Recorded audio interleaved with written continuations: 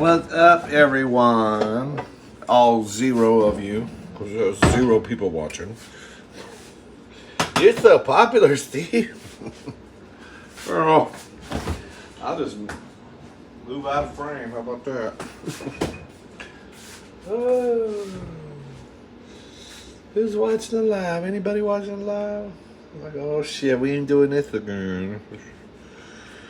Friday night. Friday Night Live. Is anybody gonna join me?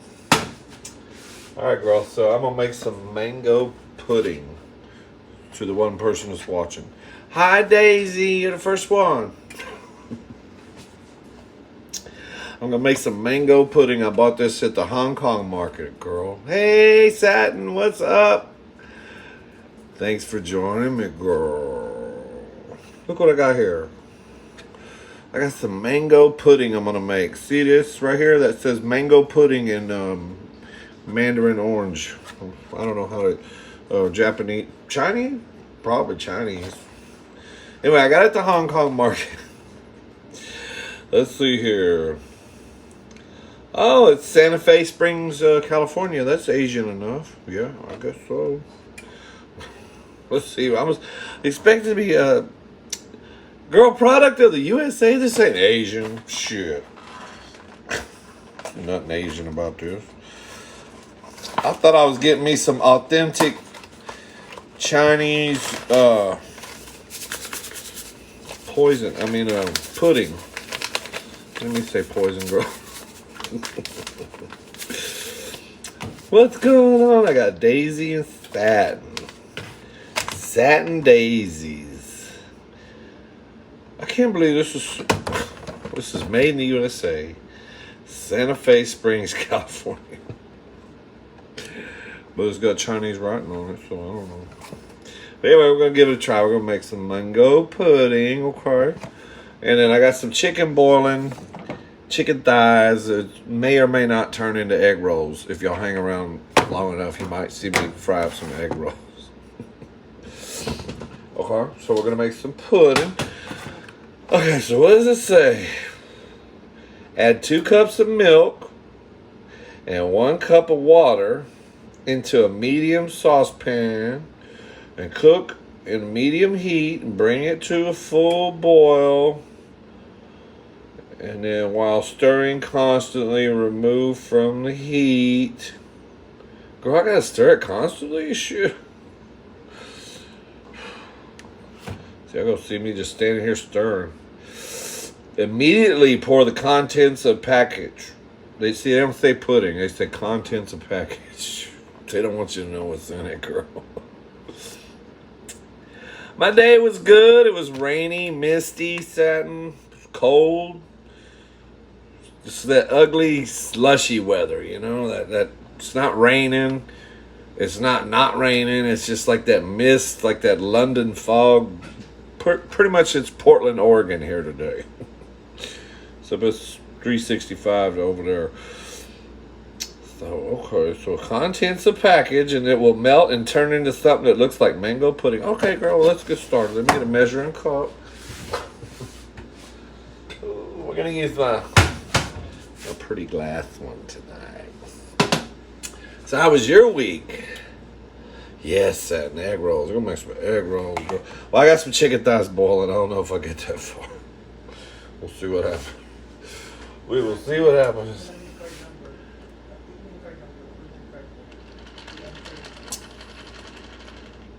You went and got your COVID shot today and then you went shopping. Girl, did you buy me something?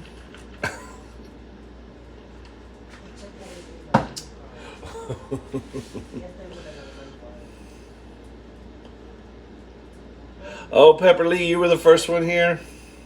But your chat wouldn't work. Oh, I'm sorry. Well, Daisy beats to it. Okay, so this pudding here requires 2 cups of whole milk. Whole milk? Oh, whole milk. I don't lactate, girl. Okay, so let's get some 2 cups. Girl, it's hard to cook with sunglasses on, girl, but I got eye sensitivity. Okay, so does that look like 2 cups to y'all? All right, we're gonna pour that in our little pot, and then 1 cup of water. We'll turn this shit on a medium. Let's see, rear burner, medium heat. If it goes to 10, I guess that means, right, 5. Okay, let's put some water in it. I'm gonna get some water out of the refrigerator because it's got a filter that I pay $50 a year to change, which I'm sure is not doing shit. But anyway, we're gonna have some faith in it. Better than it coming straight out of the faucet.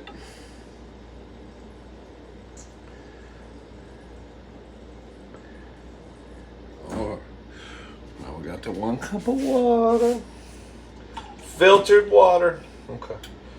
Alright, so I'm going to put it on the fire here. Okay, we'll make sure I'm doing it right. Hey, Cinnamon Sticks, I just watched your video. The whole video on your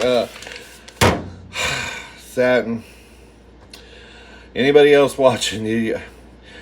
Cinnamon Stick, I am so envious, jealous. They went to see Trailer Trash Tammy in Fresno, was it? Fresno, California. They just went to see her show. And Cinnamon just did a video on it, on you know, how the show was and like the, I don't know, girl, the backstage stuff that happens. Anyway, the meet and greet. That's what I meant to say, girl. Okay, so, oh, it looks so much fun. You know, she came to, where is she? I don't know if she did a show here in Houston, but I know she did one in Austin. And I wasn't keeping up with her, so I missed it. That was like last year, but I hope she comes back. Girl, I might just have to fly somewhere to see her. Okay, so in a medium saucepan, cook at medium heat. Bring to a full boil while stirring constantly. Remove from the heat. Immediately pour contents. See, it don't say pudding. It says contents of package. That's you don't know what you think it's mango pudding, girl. You don't know. And then immediately pour into shallow molds and let it cool. Refrigerate at least two hours. Girl, I gotta wait 2 hours to eat this shit. Okay, and then run a small spatula around the edge of each mold to loosen. And then invert into serving. Bitch, I'm gonna eat it out of the bowl with probably my fingers, but I'll be nice enough to use a spoon. I'll have enough decency for that.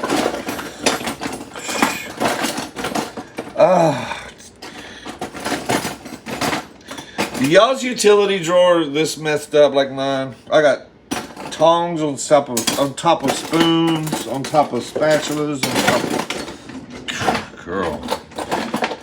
It's like you remember when you were a kid and they had that like grab bag thing, you reached in there and whatever you got, that's kind of how my kitchen's laid out. It's like a grab bag. You don't know what I need a spatula. Oh girl, that's a whisk. It'll do. It'll do, honey. We'll whisk them eggs out of the pan. I'm supposed to stir that cup? Girl, fuck that. I don't care if that milk burns. It'll be a smoky mango pudding shit. Okay, so let's put the milk away before it turns into buttermilk. And then, yeah, I'm boiling some chicken thighs. They've been boiling quite a while, girl. I've been boiling 30 minutes. They're probably done. I may or may not make egg rolls out of it. Hi, Elaine. Hey, Sad. Oh, Cinnamon. Oh, Wildcat. Hey, Wildcat. Wildcat, didn't you say you liked, like spam? Not spam on your phone. I'm talking about this spam. I got a recipe in my Filipino cookbook. I want to make it. I'm going to make it here. As soon as I get the pudding done here. We're going to do the pudding and I'm going to do the spam. And then we may or may not make egg rolls. It depends on if y'all want to stay on here until 6 o'clock in the morning. Oh, Wildcat, I'm so jealous. Y'all went to see Trailer Trash Tammy. Girl. So I have to ask you. Did y'all buy those tickets before I did my little parody of her? Or did y'all get them afterwards? I was wondering because I was like, if they already had their tickets and then I did that parody, that would have been just creepy. They would have thought, oh, Big A Steve has got our house bugged or something. There's something going on. Spam is disgusting, Elaine. No, girl. It's not. Depends on how you make it, girl. Do you know there's a whole cookbook on spam? Good heavens. Somebody needs to take their medication. Bitch, calm down. I ain't playing that tonight. What was that girl? Elaine's like, I ain't trying to. I don't give a shit if you wrap it in bacon and Jesus serves it to me on a cloud of whipped cream. I'm not eating that shit. Okay, girl, well, you can close your eyes when I start cooking. But this recipe is actually pretty good. Laugh out loud. We bought them before I ran out of money after the car broke down. Laugh out loud. Oh, so you bought the tickets and then I did the parody. So y'all was like, whoa, that's weird.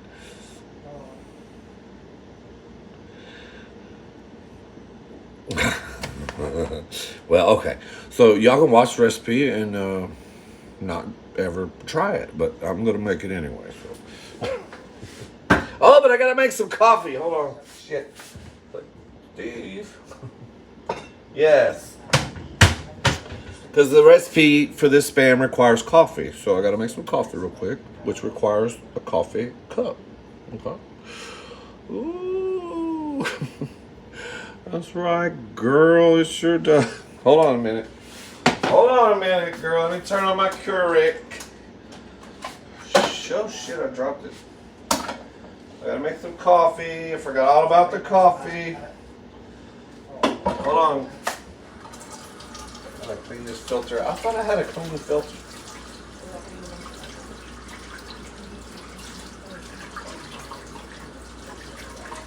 Oh, shit. I use these little refillable filter things for my Keurig. So I just got me a big ass thing of Folgers here. With a fancy spoon. I just put me some Folgers in there and just close the shit up. Little coffee pods are expensive. Oh, I'm not stirring the pudding constantly. It's getting hot. I gotta bring it to a boil. So we're making some mango pudding. So yeah, that's creepy. Yeah, I'm sure y'all were like freaking out when I did my parody because y'all bought these tickets. Y'all probably thinking, damn. I love her. I love her. You know, I didn't tag her or mention her in the video because I don't know. I just didn't want her to think, you know, like, I don't know what I was thinking. I just didn't want to. I'm sure a lot of people do that. A lot of people mention her or whatever in their videos, hoping that she'll look at them or whatnot. But so I didn't do that. But after y'all met her and then told her about that I did a parody of her today, I was like, fuck it, I'm gonna go ahead and just mention her in there because she's heard the name now, Big Gay Steve. So when it pops, if it pops up, she probably has her account blocked. Like she probably didn't even see that, but I don't know. I just think it'd be funny if she saw it. I would love to see her comment on it, just see what she thinks about it.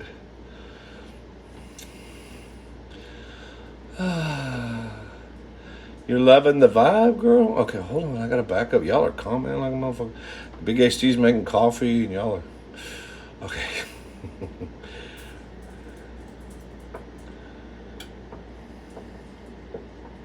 We didn't think it was weird because you've been doing weird shit a long time now. That's right. Yes, Elaine, you're a newbie. You know what? One of my best friends named Elaine. You're not the same Elaine.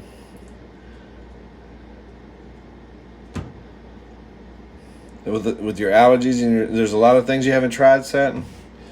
See, I'm so happy I don't have any kind of allergy to anything. I'm very lucky, as far as I know. The only allergic reaction I ever had in my life was to aspirin. But I can take aspirin now too. It doesn't bother me. You're loving the vibe. Well, I'm glad. I'm happy. Elaine, I know you like the vibe.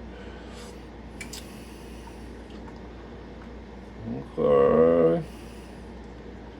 You have tummy issues, girl? Sucks. You're craving pastrami and Swiss melt on rye bread. That sounds good right there. Pastrami. I love rye bread too. Anything will be good on that. Message retracted. What'd you say, Wildcat? She thought about that. She's like, maybe not. If y'all wonder why I'm not feeling on nobody's ass over here or ball sack, I'm stirring this pudding. Let's see, Steve. I'm gonna make sure it's what you do, yeah, girl. I know it looked like I was like rubbing some ass over here. I want to make sure this pudding don't burn. You hit Arby's today.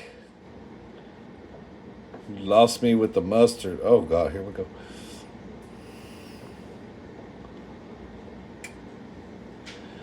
Yes. Yeah, I did hear, I couldn't hear her on my phone, Wildcat, what she really said. But when I got in my truck and my phone linked up with my Bluetooth, because my truck has better speakers than the iPhone. That's amazing. But I could hear her and you much clearer over the music. Because in my iPhone, all I could hear is that music playing. But yeah, I heard her say, Big Gay Steve, I got to check it out, But I was like, bitch, she got so much shit going on, she ain't going to remember.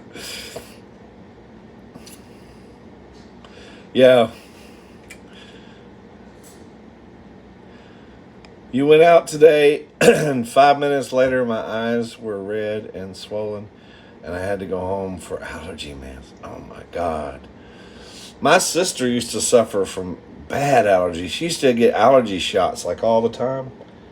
I don't know what, I guess she's 65 years old now, and she doesn't do that. She just grew out of it or something. I don't know. But my niece, she's got an inhaler. She constantly is fighting with allergies. I'm just looking at this pudding. Is that boiling, girl? It's hard to tell. And I remember the day of my dad's funeral. She got in my car, and she had a sneeze attack, and I had never heard anything like that. It sounded like a machine gun going off. I had never heard anybody sneeze that fast in a row, like constant. Like, I didn't know that was possible. I felt so bad for her. She was like, she just couldn't breathe. It was awful. So, I don't know. I always sneeze after I get out of the shower. I don't know. I must be allergic to water, but that's the only time I sneeze. But I did sneeze in the supermarket this afternoon, meet with my imaginary husband. And when you sneeze in the supermarket this time of year, everybody looks at you like, you just sprayed COVID all over the bread? Yes, I did.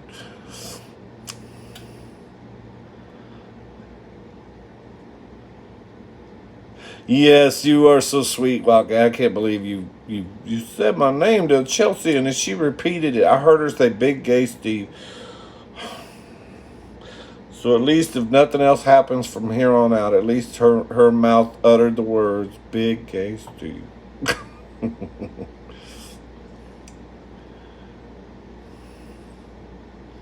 I wish it would be funny. I don't know, though, if she did watch my video, if she would comment or anything. I don't know. When you get that popular, you have to be kind of careful. Because, then people will start tagging her all the time and bothering her and shit. I don't know. She probably already gets that anyway. I don't know, girl. It's the price of having fame. You want fame or not?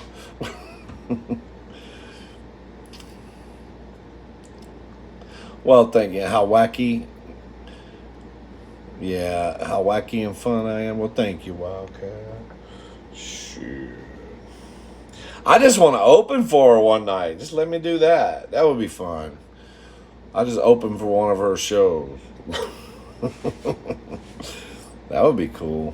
Shit, I'd do it for free. As long as I get some subscribers.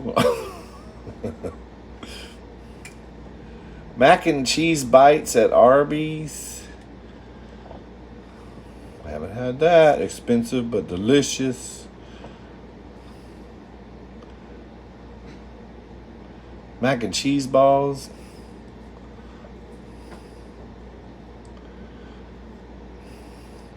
From where? Arby's? Wildcat? Mac and cheese balls.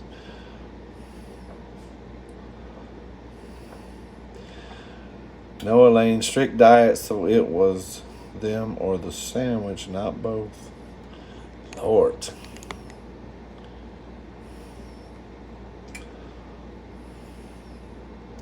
Now, if I don't see your comment, don't freak out, girl. Just repeat it later and I'll see. Because y'all are commenting fast. Okay, I'm watching the pudding, girl. I'm used to instant pudding. This whole cooking the milk and the water shit, that's something my grandmother did back in 1875. So, if it don't come out right, that's grandma's fault. Or, this company's fault. This is from California. I bought this at the Hong Kong market thinking I was buying me something from China. I want some Chinese mango pudding. And right here it says product of USA, made in, what did it say, girl? Santa Fe Springs. Santa Fe Springs. I graduated from Santa Fe High School, Santa Fe, Texas. There's a lot of Santa Fe. Anyway, so it ain't Chinese. They just put some Chinese TikToks up here to make you think it's Chinese. But okay, I think my chicken is probably boiled long enough. I'm boiling chicken for an egg roll, in case you didn't hear. I might make some egg rolls. If y'all hang around that long, I don't know.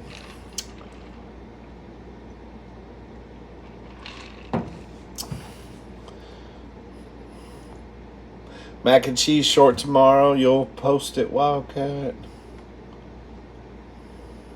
I haven't been to Arby's in so many years. I guess I got to try it. Last time I tried Arby's, I think I was in Tennessee.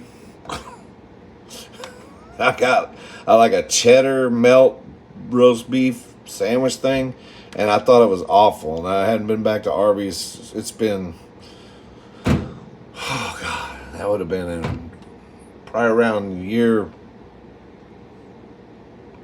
1999. About 1999, 1998. That was the last time.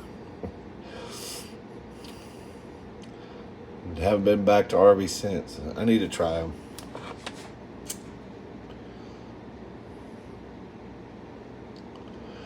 I'd have to be super dirty, nasty, cringe to open for her. I was wondering what her show is like. I was like, is it really raunchy? I bet it is, because she's kind of raunchy on her mukbangs. So.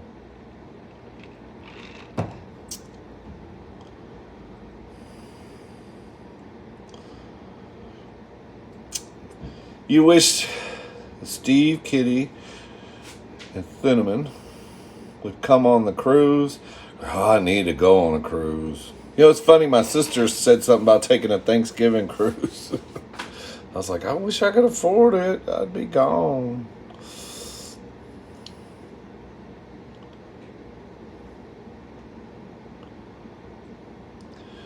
That's the best pudding, cooked up pudding. Oh, girl, it's boiling. Oh shit, it's frothing at the mouth.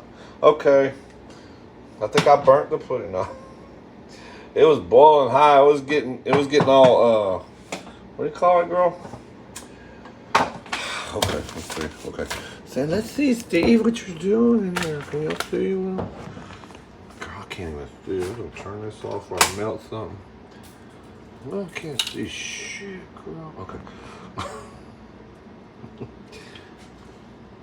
This is a chicken thighs. I think they're done too. We'll push them off the.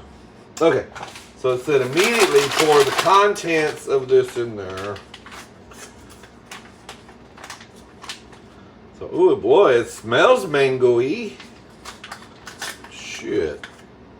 That smells good, girl. I wish I had a straw. I'd just snort that. Oh, that's the wrong wooden spoon, Steve. Ooh, I hope I did that right. I just dumped it in there and stirred it. Is that what it said, too, girl? Oops, it didn't say spill it on the stove. Let's see. Immediately pour contents of package into the sauce. Dissolve completely. Okay, after you dissolve it, then immediately pour into molds. Okay. Hope I got enough molds here. I didn't know what it said about. I mean, I didn't know what molds meant. I thought, are we gonna make ceramics or porcelain dolls? Because I don't have any molds, girl. Can make ceramics. My mom was into that shit a long time ago. But I do have these. What smells burning, girl? What is that? Oh, yeah, Steve, don't lay the box on the hot burner. That doesn't work. Neither does the napkin. Girl, call the fire department. Okay, I don't have molds. That's what I'm trying to say. It says immediately. Did it say that? Immediately pour it in there? Yeah, it did. Okay. I don't have molds, but I do have these little, what do they call these, girl? Ramifications here. These little ramifications. We'll put them in these little ramifications. Hope they don't break when I pour it in there. Oh, that's gonna be cute. Oh, look at that. It's almost perfect. Little ramifications full of hot pudding stuff. Okay. That done. Ooh, girl, I should chop some Spam and put it in on top like a garnish. That would be real good.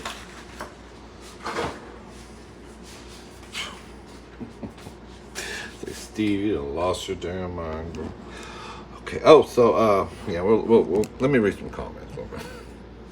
Okay, so we got, and then oh, girl, I threw the box in the trash. What did it say do after that? Satin, what did the box say after I poured it in there? Satin keeps up with all my shit. I don't know what I do without my satin, girl.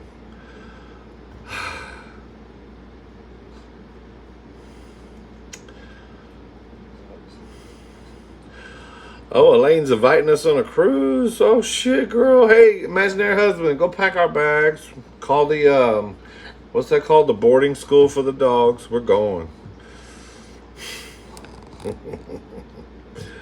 Y'all are commenting so fast. I'm sorry, guys. Hey, what is that? Object offer beta? Well, hello. How are you? She's, oh really, Wildcat? She's really dirtier? Probably, yeah, because she ain't got YouTube telling her, no, settle down, bitch.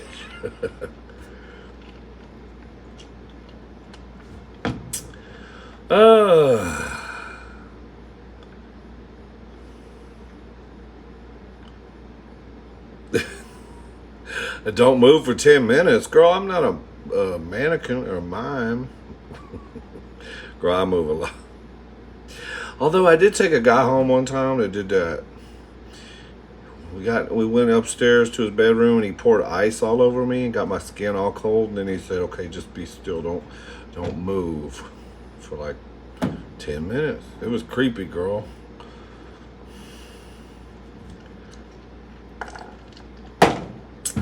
But I did call him the next day. I mean, shit, I enjoyed it. But let me remake my tea. Hold on. Here, what can y'all stare at? The pudding or the dog? Will you just follow me over to the? Okay, I gotta. Do I put the? I don't know what to do. I don't think I want to put that pudding immediately in the refrigerator because it's still smoking. I think I'm just gonna let it sit there a minute. We'll put it in the refrigerator in a minute. It better be good. Mango pudding. What kind of egg rolls I'm gonna make, girl? Some chicken egg rolls. Don't laugh. Back in the day when we was po, I had this friend. He was a Mexican friend of mine. He's the one that taught me how to make tripas too, tripa tacos. But he's like, "Come over, girl. I'm gonna make egg rolls." I'm like, "You're Mexican. You don't know shit about egg rolls." He's like, "Girl, wait till you eat them." They were so good, and he made them out of chicken thighs. It was crazy. They were like the best egg rolls ever. Of course, we might have been a little bit high, a little bit drunk. So I mean, poor and hungry. So I mean, you know, my memory might be a little bit foggy about the actual quality of the taste. But anyway, that's what I'm gonna do. I got some carrots and oh girl, I gotta shred the carrot. That's a lot of work.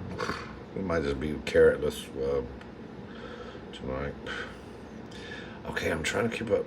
Okay, I love Arby's. Something about going on a cruise. Everybody's going. This guy's still asking me to be still for 10 minutes.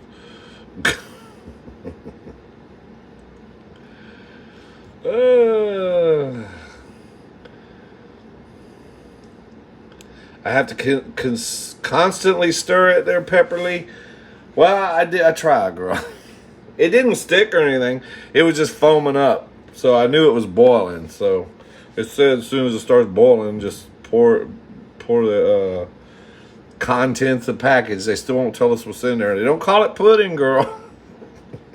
So who knows what's in there? You don't need to shut up, Elaine. Girl, Wildcat says, "Girl, I can't afford a cruise. Laugh out loud. I'm too busy spending my money on other stuff. It's okay with my significant other. Could we do some trade, bartering, or trading? I have a Harley." Oh, girl. Harley in the garage. Girl, you don't want to trade your Harley for no cruise.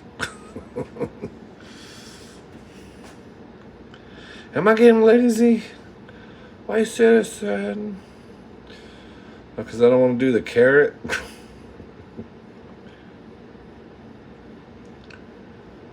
Oh, we did. Wildcat got it out of the shop. They cut us a little deal. It was $2,700 instead of $3,000. Let me get some more honest. Instead of $3,000. Yep. That's crazy, girl. And you know, there was another BMW in this, and 2 stalls down from ours, getting an alternator replaced. And the guy told me, he goes, his bill's gonna be as much as yours. I'm like, for a fucking alternator? That's crazy. Shit. I remember back in the day, I had a Cadillac that the alternator went out on, and it was like $150. And you're telling me it's going to cost almost $3,000? He's like, well, the alternator is about $1,200, and then where it's located in these BMWs, they make sure they put it somewhere where it takes us 8 hours to get the thing out and replace it. So all that labor costs. I'm like, oh, that is insane. Yeah, but it's out. It's out there sitting in the driveway. I don't want to go out there because I might throw something at it. But oh, your hub, Elaine, you and your hub, you had a 23rd anniversary. Oh, you're gonna take a cruise for your anniversary. Oh, wow.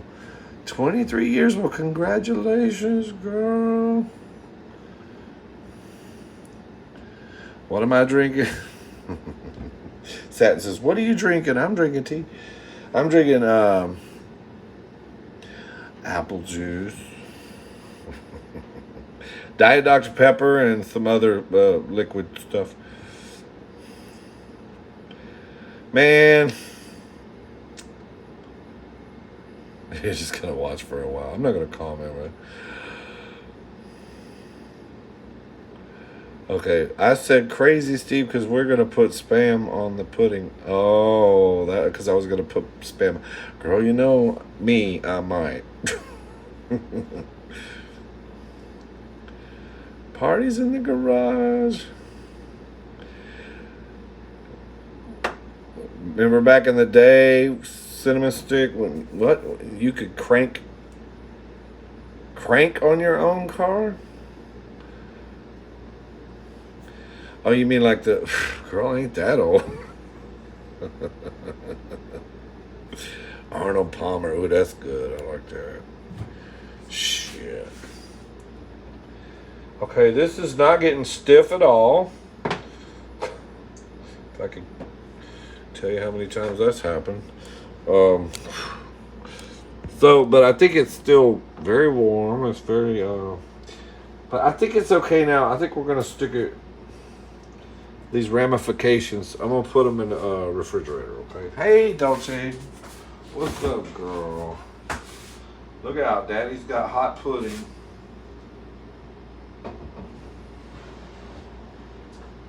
Slide ramification 1 and ramification 2. I'm gonna put it. It said I had to wait like 2 hours.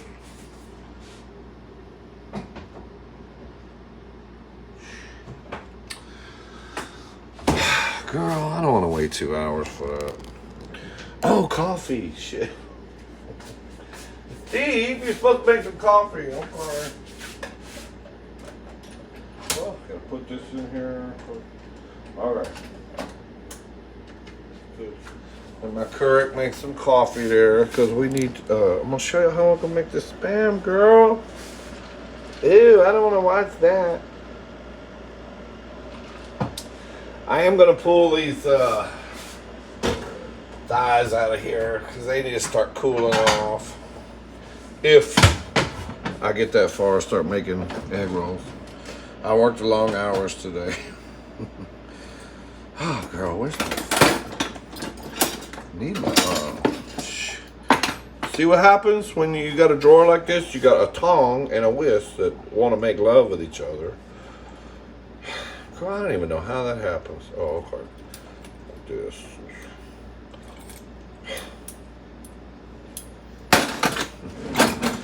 Steve, you need to organize your shit, girl. I know.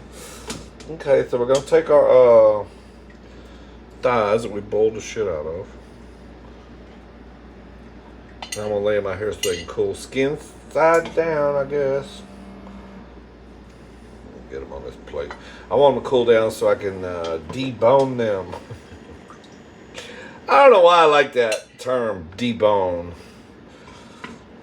It's not something I would typically ask for. I don't want to debone anything. Okay. I'm going to slid them over here. Oh, damn, girl. I think I broke it now. This phone thing is not... Can I just tilt it like this? Okay, you can see the chicken. It's going to cool down. Okay. Oh, shit. Alright, so that's for the possible egg rolls that we might make later. And then the spam, like I said, we got our coffee made. Okay. I'll show y'all. Show you this. I think you'll like this. You may. Bitches. What? You can pass. My husband's like, can I walk past that camera? You can, girl.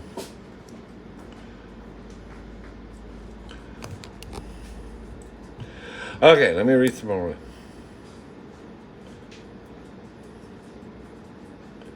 Yeah, I got 2 dogs. I got a special needs dog Part Chihuahua, part weenie dog, and what's the other one? Girl, what is that? It's a terrier, rat terrier. Come here, Prada. Can you come here, baby? She won't come to me. I don't know why. Prada, come on. I've never showed you. I've showed them Dolce, but not you. She ran away from me, bitch. Okay. You come to me? Y'all are good girls. Come here. They pottied outside today, both of them. Well, Prada always does. Dolce actually took a shit outside. It was a miracle, girl. Almost called the New York Times. Said, can I get a front page exclusive on this? She shit outside today, girl. Instead of on the couch or behind the TV. Hey, Vern. Vern Bang is with us. How are you doing? That's right, girl. Got my ramifications full of pudding. Hope it comes out okay. I gotta wait till 2 hours. I'm gonna have to show you all that some other time. You were a tad bit lapse on your diet. Healthy food. You tried to cause indigestion. See, you try to go healthy and then the shit. It's just like my mom. The doctor told her cholesterol was high years ago, so she went on this diet with no fat, none of this shit, and she went back to the doctor and her cholesterol went up. So she was like, "What the fuck?" Okay, hold on. So let's get to this. I want to show you this. Oh shit! I gotta clean. Girl, got all this shit in my oven. I'm gonna need a fucking thing. I need a what do you call it, girl?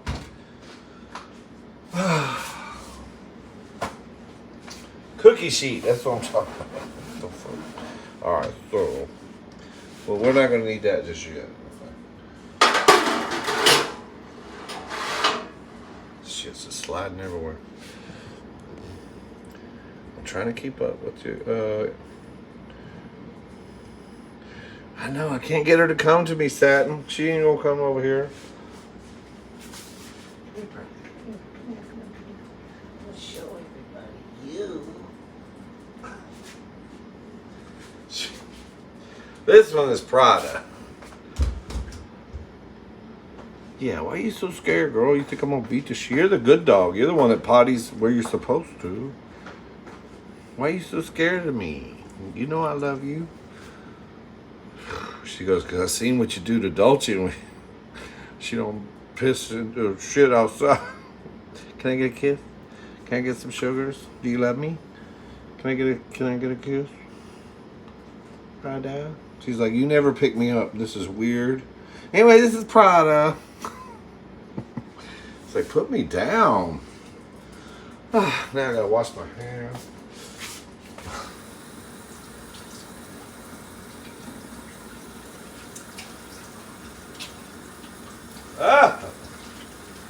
Nasty, nasty.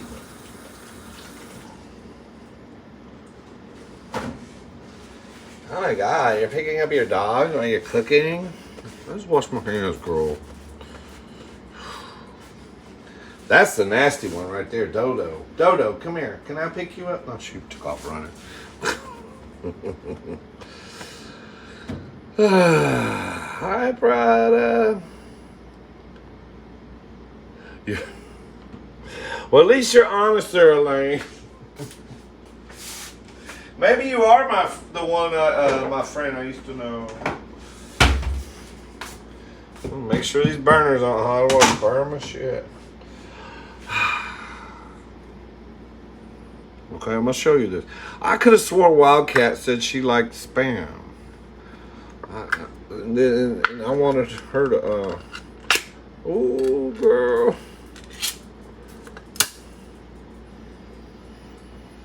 That smells just like Purina. All right. So it will not come out of the can by itself. So you have to stab it like Michael Myers, like that. Now it will. Now, girl, it should come out. See? Oh, that's so beautiful. It looks like just like dog food. You know how dog food comes out in the shape of the can and stuff? Okay. So we're gonna, I might be getting ahead of myself here. Girl, should we make the sauce first? Yeah, girl. Okay, hold on. Alright, so, oh, that's too big, girl. I think we just need a bowl. Just a regular bowl. Okay, so what we need, and I'm gonna have to put this over here. Okay, we need 2 tablespoons of brown sugar. I know I'm running all over the kitchen, girl. Where the fuck my brown sugar go?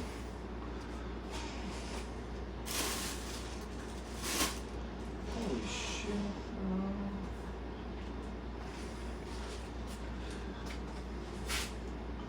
Okay, I just bought a brand new bag of brown sugar. Now I can't find the motherfucker. Richmond! Yes. Where'd you put my brown sugar? Oh. There it is, girl. Duh. Duh. He's like, duh. Okay, hold on. Let me show you what's going. You're gonna love it, girl. You're gonna love spam after this. You're gonna love. I'm telling you, girl. Okay, so you need to open the bag first. Sorry. You need 2. I'm gonna make 2 tablespoons of brown sugar. Alright. 2, oh shit. And then you want 1 tablespoon of your coffee, okay? So I'm gonna drink this coffee later. So 1 table, I'm gonna put just a little bit more. Okay. 2 tablespoons of brown sugar, 1 tablespoon of the coffee. Okay. And then we're gonna use, oh fuck, girl, I should have, you didn't prepare for shit, Steve. I need some black pepper, damn it. And some, I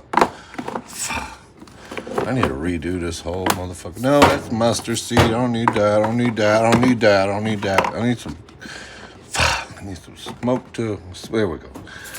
Okay, so I'm gonna put how much pepper, girl? I'm looking at this recipe here. Let's see. Hold on. Okay, so you want a 1/2 teaspoon of black pepper. Okay, so that's a tablespoon of brown sugar. 2 tablespoons of brown sugar. And then 2 tablespoons of brown sugar, 1 tablespoon of coffee, a 1/2 teaspoon of black pepper, and then 1/8, which I don't even know if I got 1/8 here. But that's the tiniest thing I got. Of some paprikas. But I'm going to use smoked. It says you can use smoked paprika. So I'm going to use some smoked paprika. Alright. And that's, what is that, girl? Is that like a, I think that's a 1/4 teaspoon. I said 1/8, but, oh shit. I'm very organized here tonight. Sorry, guys. Alright, so that's all you need. Black pepper, paprika, coffee, and brown sugar, okay? Now, we're going to mix this shit up. Stir, oh, that's sexy. I like that. Stir it up, girl. Okay. I'm gonna show you. Like, Steve, what the hell? Where is this going, okay? So we're going to slice our, spammies. Okay, we're going to do it just like that. Hope y'all are still with me. I want to check this out. There's nobody watching you anymore. Alright. So, let's get this,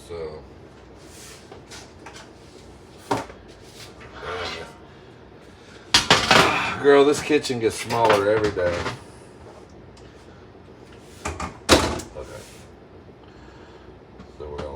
spams out. We're gonna turn our broiler on too. We're gonna turn that broiler on a high broil. I think that's what it said, girl. I'm trying to read this. You didn't pre-read this? Yes, I did. I think it said high broil. Let's see. Underneath broiler. Broil. Okay. And 3 to 5 minutes. Flip it over. Okay. I gotta go.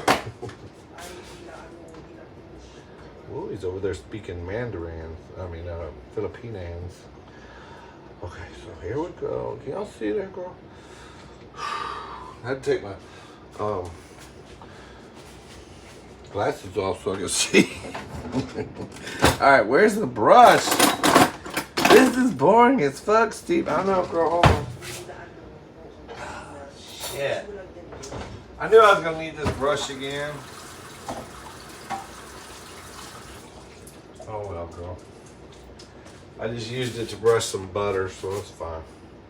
Okay, so here's our coffee with brown sugar, pepper and paprikas, okay? So you're just gonna brush it on your spammies, okay? Let's put a little coating on there.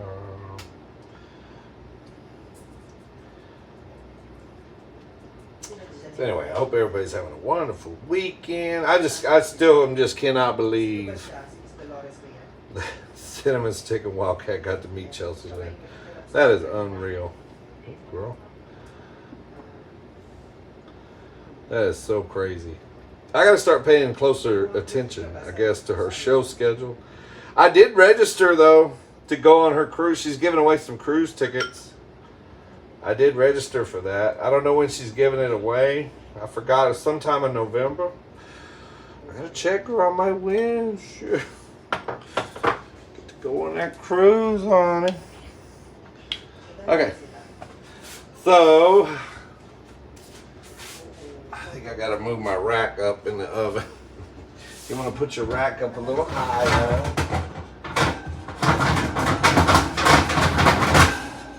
I get violent with my shit, girl.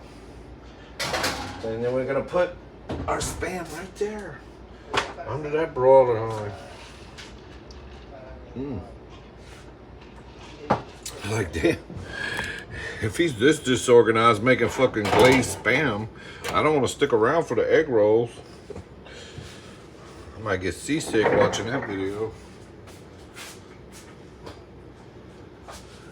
Okay, let's do some comments.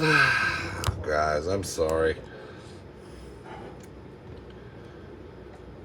Y'all are just talking to each other. Okay. Y'all do that, yeah, please.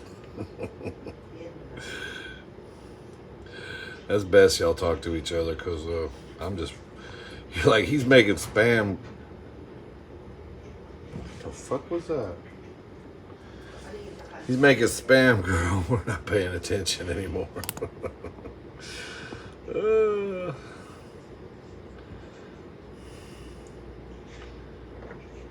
Oh, thank you, Wildcat. You know what? You guys are so awesome. Wildcat, and Cinnamon Stick, and Burn Bang, and Triple T.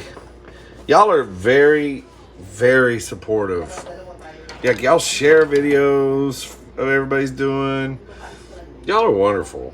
I'm telling you. Like, I don't know. I don't see any other mukbangers really out there lifting up other mukbangers. I don't know. I don't see it. Like, when they get famous, it's like, me, only me. Do you really see them? Like, you don't see that. Some of them won't even look at your comments. I've had a few that I've followed, and I'll make a comment and they won't like even respond to you. And then I'm scrolling and I'm looking down at all their comments and I'm like, they haven't responded to anybody. It's like, really? I mean, I understand when you get like really famous, like let's say Trailer Trash Tammy. If you'll notice, she'll respond to the first, I don't know, however many, till she gets tired.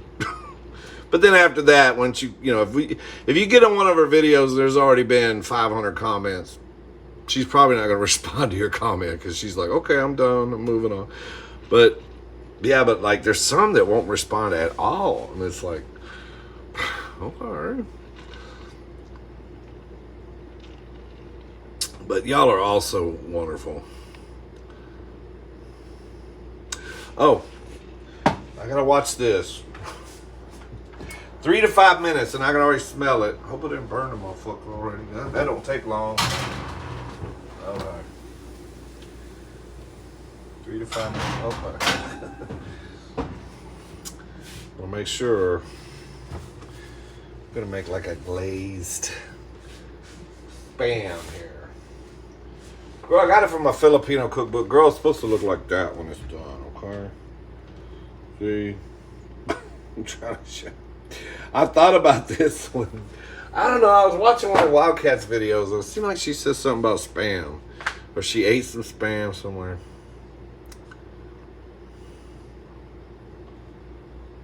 Where the fuck did my brown sugar go? That would be a good song title, Wildcat. Where the fuck did my brown sugar go?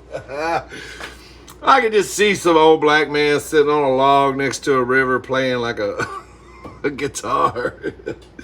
Where the fuck did my brown sugar go? This is my song about my brown sugar. Oh, that'd be funny. Okay. So, oh, Steve. That's steamy. Okay, so my pan curled up on me too, so. Okay. Bitch, don't be commenting. That's my imaginary husband. You gotta do what? You gotta go to the hotel. Fire alarm just went off. The fire alarm went off? That's funny how the fire alarm always goes off on Friday night. Saturday night.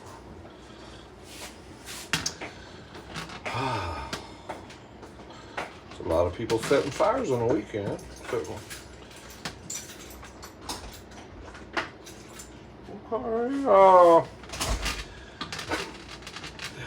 Okay, let me see here. Don't y'all think that's fishy? The fire alarm's always fucking up on the And you know, when his BMW was in the shop and he had to rely on me to drive him around, it's funny, the fire alarm never went off. That was crazy. His fire alarm fixed itself. Shit. I'm just kidding. You got a husband that works for the hotel industry, you can't be jealous. I just like to make jokes. But I will drive up there and check on a bitch once in a while. Don't think I'm stupid, just sitting around the house like, oh, my husband's just perfect. Bitch. That's the way it works. Okay. So, alright, I flipped them after we cooked them a minute, and I'm going to glaze the other side. Girl, that don't seem like enough glaze. I guess it is. So it's got pepper and coffee and brown sugar and paprikas. We know, Steve. We watched you make it. I know, girl, but I'm just reminding you. Think about those flavors on your tongue, and then think about it on top of a Spam. And then you know what all that would taste like on the Spam. Basically, what it kind of tastes like, I think, is like a ham, like a mocha peppery latte, Starbucks. Steve, we know what it tastes like. It's not good, Steve. Okay, let's put it back in the oven and burn it on the other side. Yay! Oh, shit.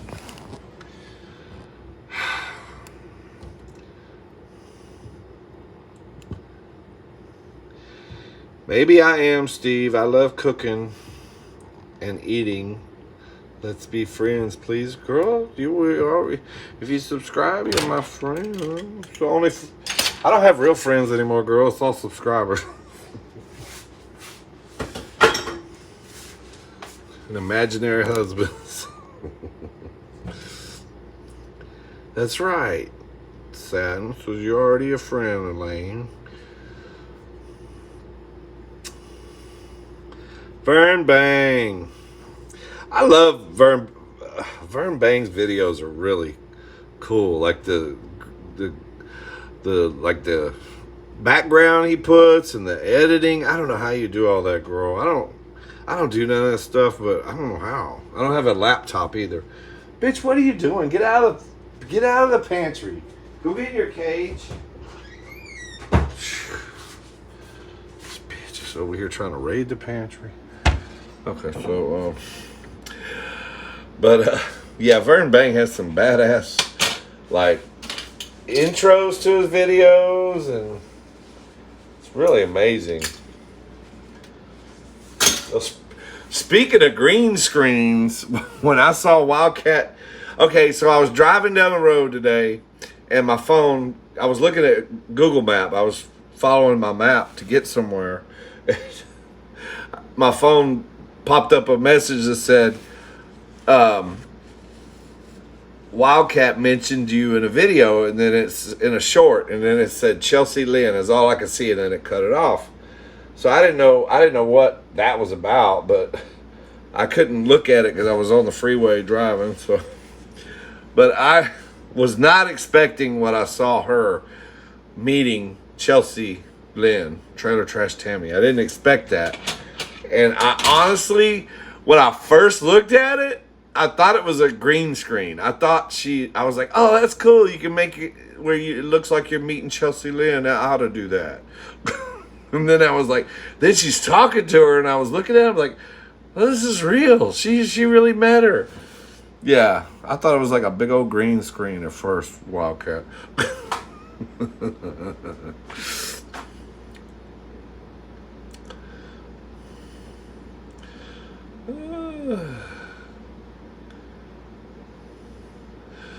That's right, girl. I don't know. Yeah, they do love spam. They love spam. I think there's a short on my cooking channel showing you how my imaginary husband makes it. He puts it in a pan, like fries it, and then he pours egg around it, and like the egg forms around it, and it's weird, girl. All right, let's see here what we got. Don't want to burn the shit. Ooh. Okay, that's good. That's good. That's good. Okay, so there you go. We just saved another marriage. I don't know what we did. Anyway, that is glazed spam from the Filipino cookbook. Girl, it's not my idea. I got it from the crazy Filipino people. You know how they are. Anyway, that was their idea. I gotta do something with this coffee. Oh, I know what to do. Put some whiskey in it, girl. Shit.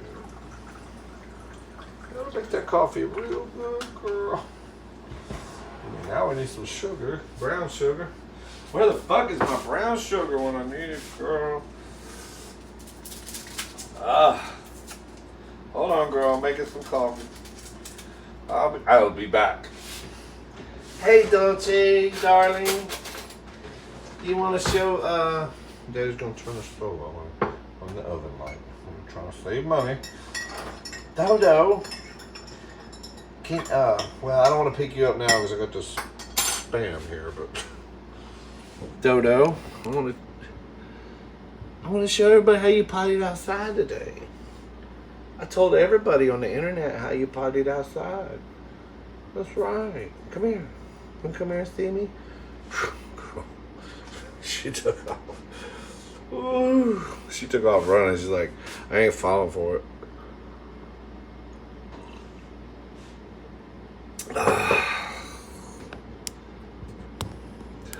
Oh, Moss. Moss must be a nasty little bastard. Yeah, I forgot. Anyone here is...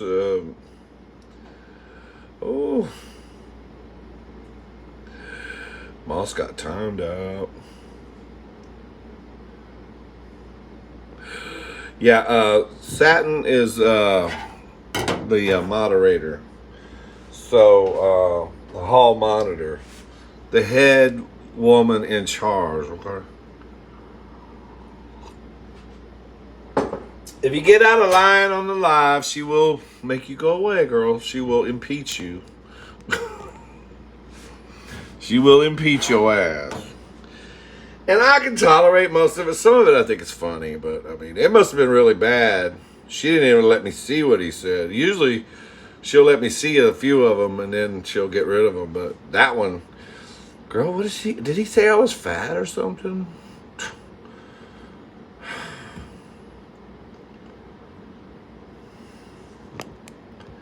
It's just amazing how supporting people can be. I can't believe it took me 10 years to make a decision to do this. With me, it's what you see, it is what you get. I'm friends with everybody. That's right, Wildcat. It's weird how I feel I have a strong connection with Big AC. It's like the universe had brought our friendship together. I feel that too. I immediately, first time I saw you, and I've said this before, I'm not a mukbang watcher. I like doing it. I just don't follow mukbangers usually. But I really, as soon as I saw you, I was like, I like watching her. I don't know. Your mukbangs are just interesting. Because you talk about stuff. And I don't know. There's something about it. That's right. Guys, like I said, if I miss your comment, just keep saying the same thing over and over again. Copy and paste. I'll eventually see it. I've had people get mad like, well, he's just ignoring me. I'm going away. Bitch. First of all, I got eye sensitivity. I got glasses on. I'm in the house. And I buy the cheap light bulbs because, 40 watt. So I can't see nothing, girl. And this iPhone is only so bright. Maybe I ought to switch it to bold. Oh, I'm surprised it took 6 months. You taught yourself. What'd you teach yourself, Vern Bang? Oh, how to do the, I'm sorry, girl. My brain is not good. I said it, and then you commented, and then I'm asking you why. What are you talking about? See how crazy I am? You're talking about the editing, yeah. I love it. I love your intros and stuff.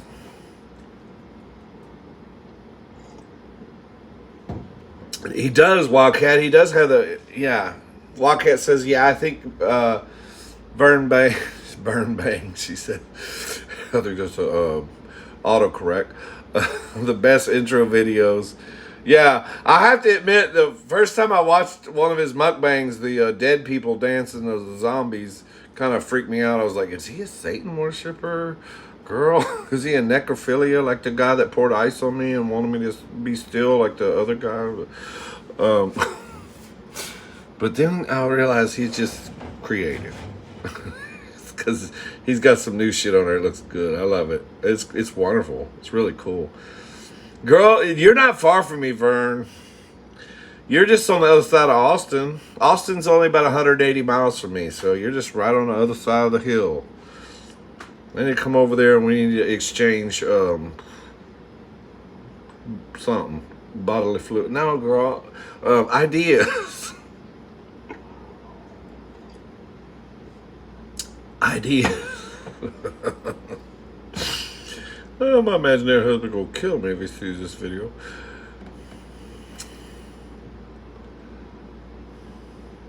That's right. Satin will get you, girl. She's like one of them. You ever see one of them Black Hawk helicopters from the United States military? Could take out anything from far away. That's so sad in there. Oh, girl. Oh, okay. It didn't. All right. So, okay. Let's see what it says here. I'm going to have to read this. Oh, it's like a Hawaiian thing, okay? Glazed roast spam, okay? It's story time. Okay. If Hawaiians are the top consumers of Spam, I'd venture to guess that Filipinos are a close second. Like many other canned goods that made their way to the U.S., troops in the Philippines during World War II and thereafter, Spam ultimately gained popularity among Filipinos and has remained in Filipino cupboards ever since. It didn't say burp, but I did that. Okay, served alongside fast and simple garlic fried rice. Oh, girl, I love it. On page 53, you can make garlic fried rice. And eggs. Spam is usually eaten for breakfast in the Philippines. That's true, girl. Although I realize that there are a few, okay, maybe a lot of people that may turn their noses up at a can of Spam. Like these bitches watching my channel right now. A quick and easy candy glaze of brown sugar and coffee and spices. Don't lean against the microwave, Big Steve. A nice balance of Spam saltiness is a great combination that is sure to win over a few Spam converters, girl. See? Shit. That's what I'm here to do tonight, okay? You need to switch, okay, over to a Spam lover. Okay, so peppery, salty, sweet, smoky from the paprikas, the smoked paprikas. Let's see what it tastes like.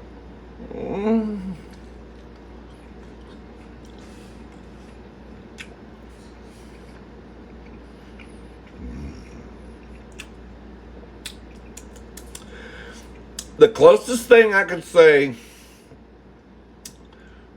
shit, I don't need my bite pattern on that. The FBI might get a hold of that. It kind of reminds me of maple sausage. You know that cheap ass maple sausage you get at the Hampton Inn sometime at the breakfast buffet. Little links. It's kind of what it tastes like. Sweet, salty, peppery. I like it, girl.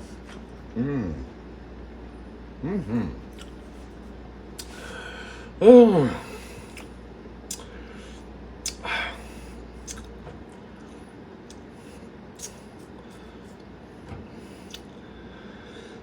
Let's see.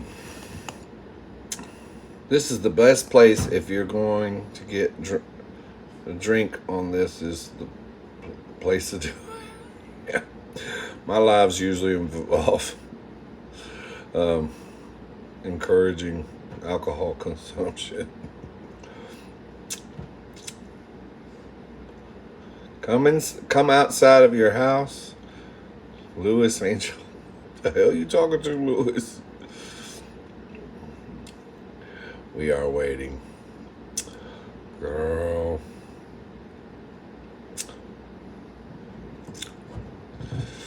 Oh, is that what you want to fight, Lewis? No, come on, girl. Please don't tell me that. What you waiting for, Lewis? Oh, girl, I'm sorry.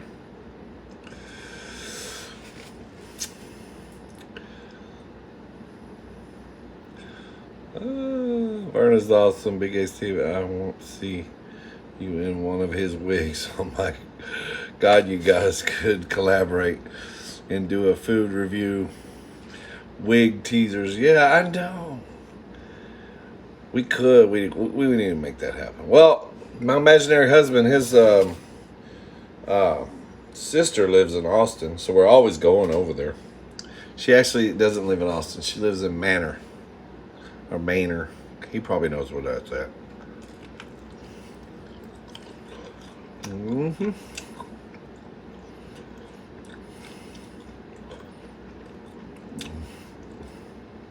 You're gonna get sick on this. Come on. It's not bad. You like bologna sandwiches with Miracle Whip, but it's got to be the thick cut bologna on the white bread. You know that's the big war going on. Miracle Whip people a fight against what we call real mayonnaise. My best friend, his family was a Miracle Whip family. Oh yeah, fried bologna. Elaine, if you go to my videos on this channel, you can see where I ate a fried bologna sandwich.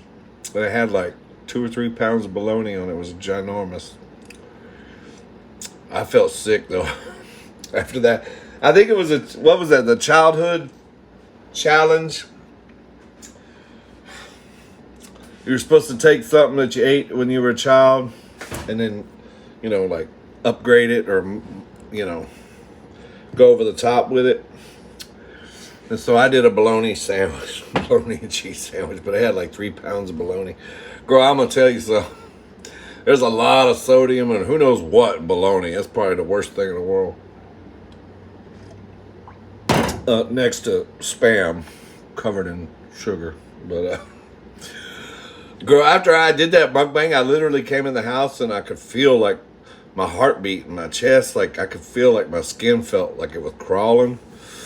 And I was like, girl, do I got a herpes outbreak again? Or bed bugs or scabies? Or what's? I was like, oh no, it's a bologna you ate, girl.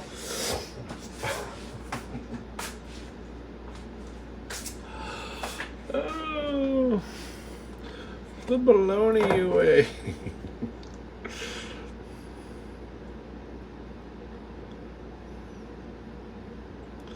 Why do I need to come out of the house when I already come out of the closet? That's right, girl. I'm tired of coming out of shit. Or coming in shit. No, I'm not, actually. I'm tired about what am I trying to say?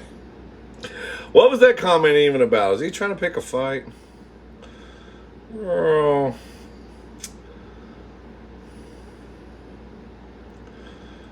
You might try it with eggs. You like bologna sandwiches? I already read that comment. I'm sorry, girl. Fried bologna with you. Yes, that's good. Best foods mayonnaise. I like Hellman's. But I've tried some other ones, now that we got all this infatuation going on. I've had to switch to some other brands. Like I've tried Blue Plate, some other mayonnaise. There's some good ones out there. I mean, I still like Hellman's, but I'm not going to knock anything. And I'm not really going to knock Miracle Whip. I mean, I'll be honest with you. When I was a kid, I kind of liked Miracle Whip. Wrong with Miracle Whip. It's just different things, I'm never going to say I hate anything, girl. I weigh 320 pounds. Do you really think there's not many foods I hate, believe me. Shit. The only thing I can say that I've had that I want to try again, there's things I had when I was a kid that I hated, and I've tried it again, and I actually like it now, like hominy. My mom used to make hominy, and I fucking hated hominy. I thought it was nasty. Now I actually like it if it's got enough butter on it, But, when you get older, you start to like shit. But, when I was a little boy, my mom had a cactus, one of these big dome-shaped cactuses with these big, thick thorns. And she brought it in the house and put it. We lived in a beach house, so she brought it inside during the winter so it wouldn't freeze. We had a freeze one night. She put that cactus inside the house, and it was behind the glass sliding door, but there was a big curtain, right? So in the morning, I was just a little boy. I went in there and jumped on the bed like, hey, Mom and Dad. And my dad was like, go down to the driveway and get the newspaper and bring it up to me. So I did that. But we had stairs inside the house. So I went down the stairs in the house, went out the front door, got the newspaper. But for some reason, I decided to walk to the backyard where the canal was, where it was on the water, and walk up those steps and come in through the glass sliding doors. I don't know why I did that, but I did it. Well, as a kid, I was always running. You know how kids are always fucking running. So I open that glass sliding door and I go running in there, running right through that fucking curtain. And I forgot my mom had put all her plants inside the living room to get out of the freeze. She had all these plants there, but the first one was that fucking cactus. And my knee hit that cactus, and about 3 of those prongs went right into my knee, deep, and broke off in there.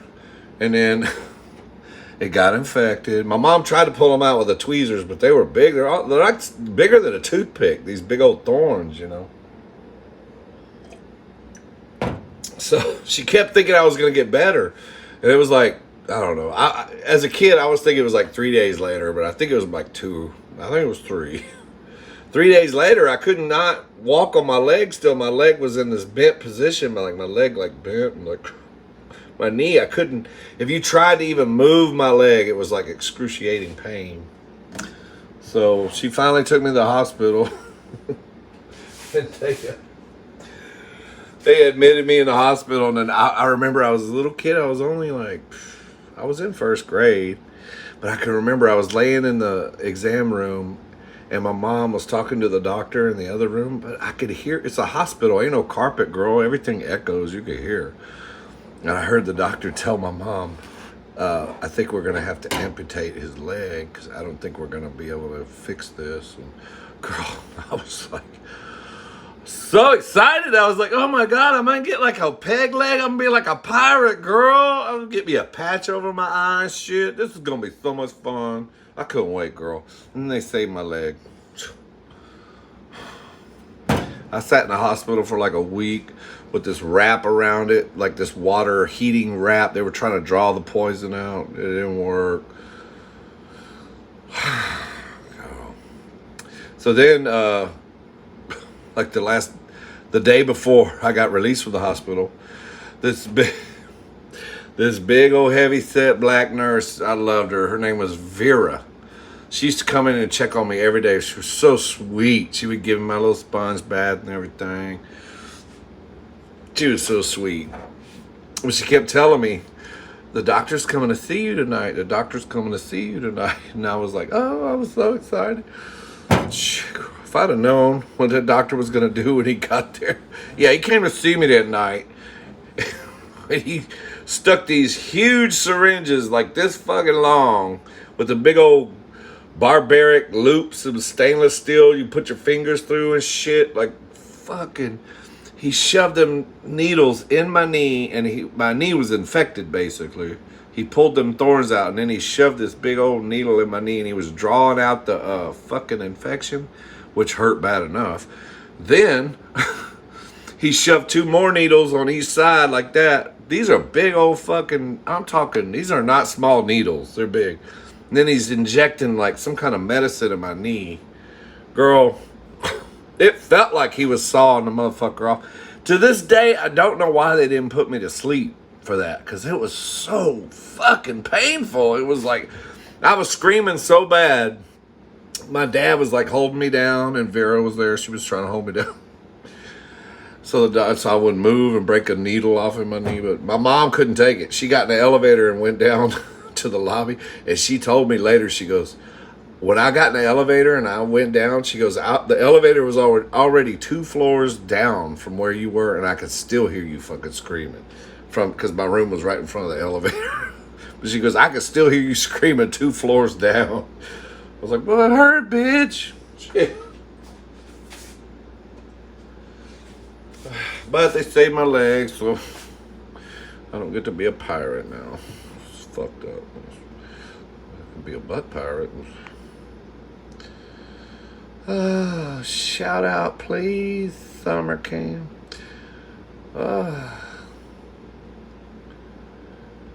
Okay, so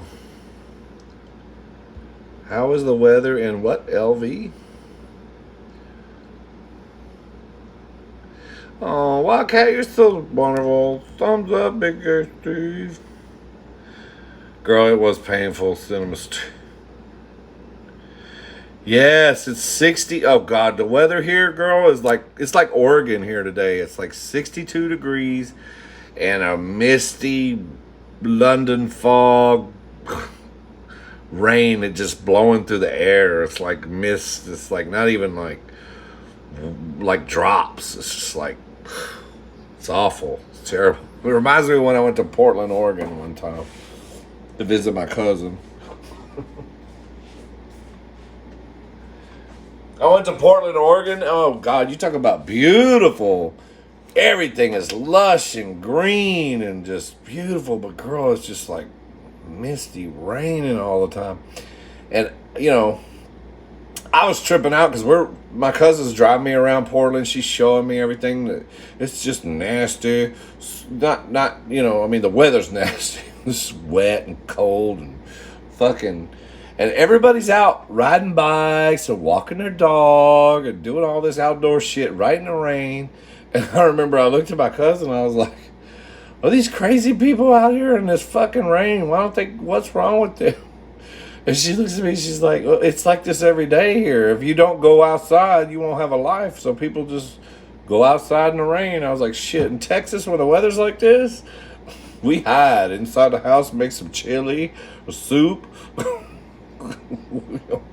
We do not go outside when it's like this. Tell you a dad joke. Oh, girl, I don't have no dad jokes. We need Little Texas. Little Texas, I don't know where he's at. He's got dad jokes out the ass. That's faux weather, that's right. Please tell me you don't call it faux. All my redneck family in here calls it faux. I used to date a Vietnamese, so I know how it's pronounced. It's pronounced pho. Everybody calls it pho down here in Texas. We're going to go eat some pho. Faux show.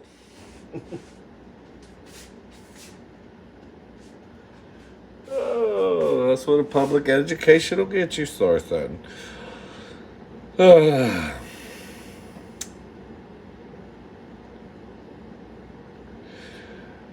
going to have to do a push for me to get 5,000. That's right, Wildcat. I'm getting close. I'm like 489 last time. Or no, 490 something. I don't know where. 48.95, I think is where I was. Yeah, I'm almost at 5,000.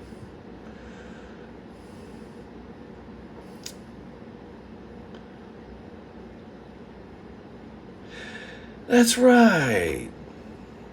Yeah, we should. We should just talk on the phone. Shit.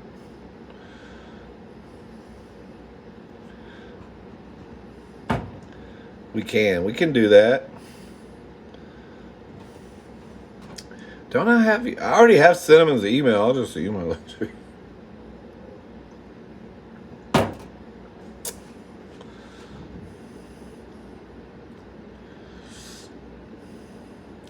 Yeah, we're almost there. I'm almost at 5,000. That would be nice. Yeah, but that's a milestone, I guess. You know? What time is it, girl? Should we make some egg rolls? Okay, so the Spam's really good. I mean, it does taste kind of like a maple. That's the closest thing I can compare it to, this recipe I just made, okay? So, if you want to make it, I got it out of my Filipino cookbook here. It's called the Adobo Road. And all you need is some can of Spam, 2 tablespoons of brown sugar, 1 tablespoon of coffee, hot coffee it says. I guess it's so it'll melt the sugar. Half a teaspoon of freshly ground black pepper. I'm actually going to make this and put it on my cooking channel. I got a cooking channel too, in case y'all don't know. I'm gonna make it and put it over there. And then 1/8 teaspoon of smoked Spanish paprika or regular paprika. And then 1 12-ounce can of Spam. Okay. And, you know, basically mix it together. Anyway, girl. That's what it tastes like. Kind of tastes like grilled or glazed. That shit they serve at the Hampton Inn down here on my husband's, GM. Shit. Fire alarm's messing up again. Ain't that some? You know what?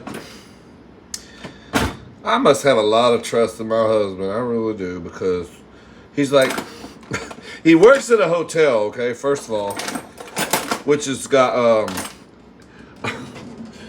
I mean, if you want to be a hoe, that's the best job to have, right? Work in a hotel, because there's just rooms everywhere. And all these lonely businessmen traveling around and everything. But what's hilarious to me is he somehow feels like telling me that the fire alarm's fucking up again is some kind of comfort, so I won't get jealous that he's going to the hotel in the middle of the night. But when the fire alarm is screwing up, what does that mean? The fire department's going to show up. Okay? Have you ever seen firemen, girl?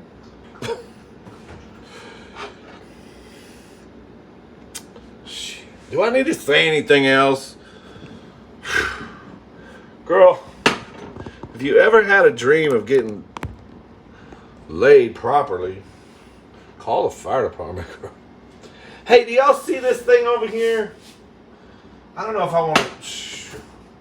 Do I want to show you my dirty... it's probably dirty, okay? But you see this thing here? It's called an Easy Wrap 1000. It comes in white, black, or stainless steel. These things come from Canada, up there where Triple T's from. They're about $50, but I'm going to tell you, girl, this thing is badass. If you want to wrap shit, I can't do a close-up because I got...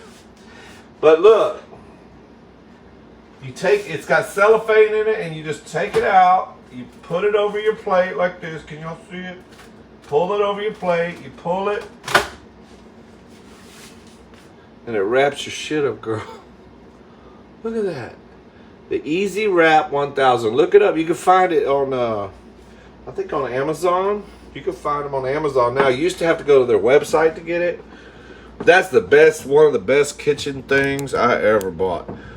You don't need no aluminum foil, none of that shit. Look how nicely that wrapped it. Just like at Walmart. When you buy their hamburger meat and stuff. But anyway, okay. I ain't getting paid to plug them, so fuck it. Alright, so. Okay, I'm gonna sit here and talk some shit and debone some chicken. Oh, my chicken's nice and cool. Oh, hey, chicken skin. Chicken skin. Hey, Dolce. Come here. Want some chicken skin, bitch? You promise not to shit behind the TV? You want to come say hi to all your YouTube fans? There's a lot of people here that love you. You special needs, bitch. Do you love me? Come here. You want to see? Come see Daddy? No? You don't want to come see Daddy? I want to show you off. Come here. She's like, I don't want nothing to do with you. Ain't that a bitch? She don't want to. Okay, so I'm gonna take the skin off this chicken, and y'all ate a lot. I'm not gonna give y'all this tonight.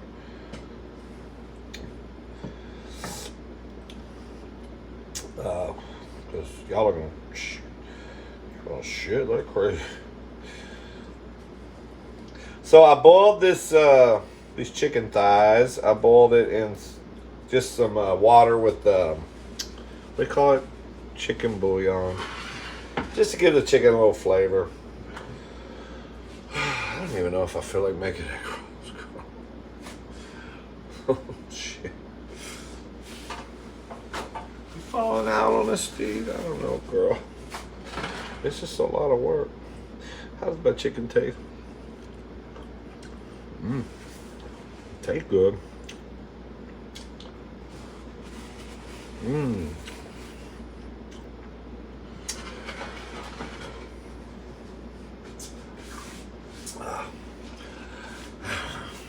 I might just do that tomorrow. Do it on my cooking channel.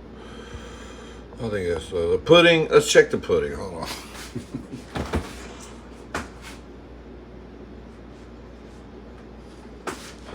Oh, our fake Chinese mango pudding. It is getting stiff. It's Shaking still. It kind of looks like my belly when I brush my teeth. Shakes. So it's not quite there. It said I had to wait 2 hours, but it's starting to look more like pudding. So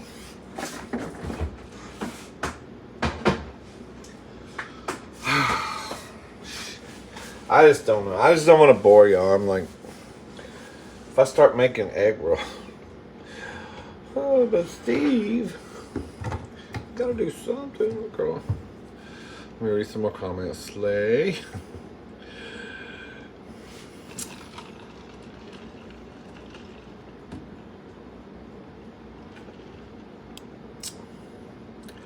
You can't get that, you rent.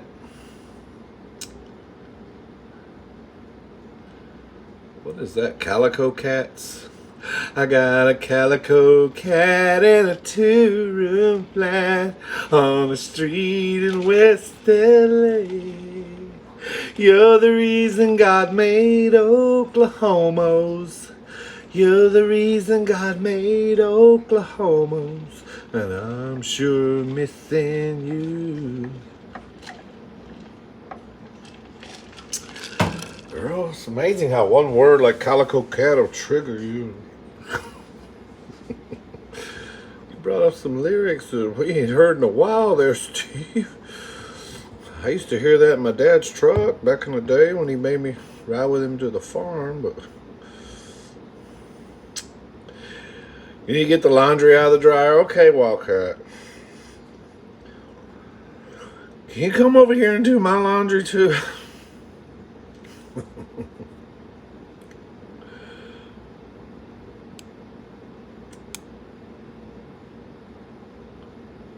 Some of these people, you don't know what they're talking about. I don't either. Some of it's, you know, you got your troll squad that shows up and just asks ridiculous questions. Like I said before, I think they travel like in schools, kind of like a trout.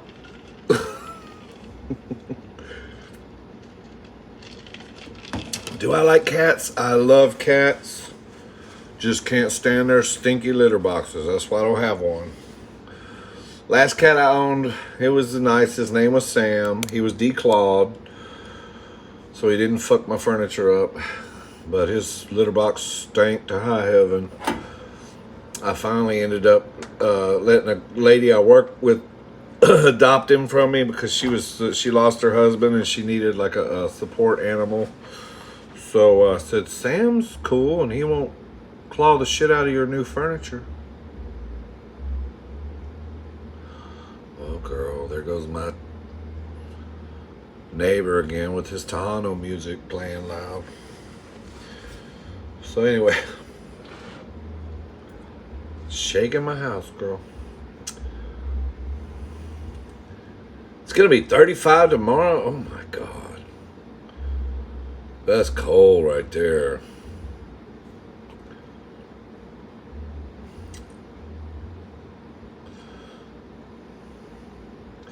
You're going to be watching football, girl? We're actually going to be,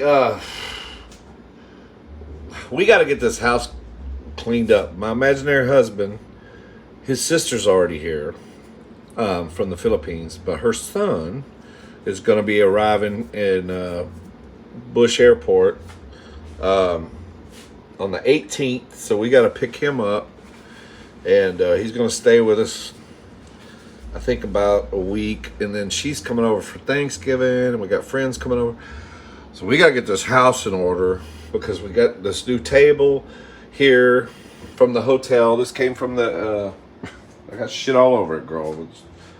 But this came from the Hampton Inn hotel where my husband works. He got this table.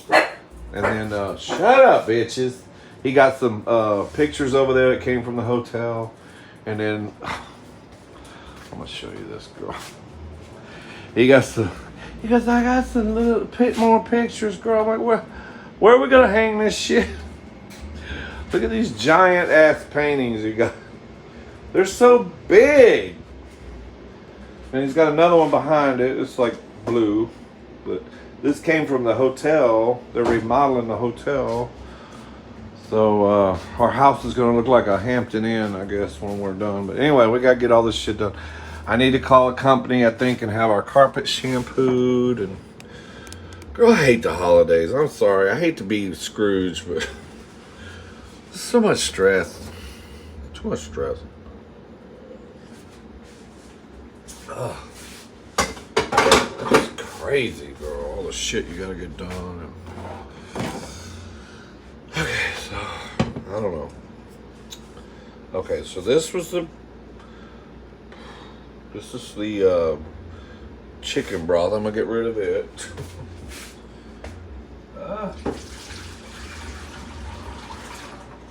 I gotta make room on my stove.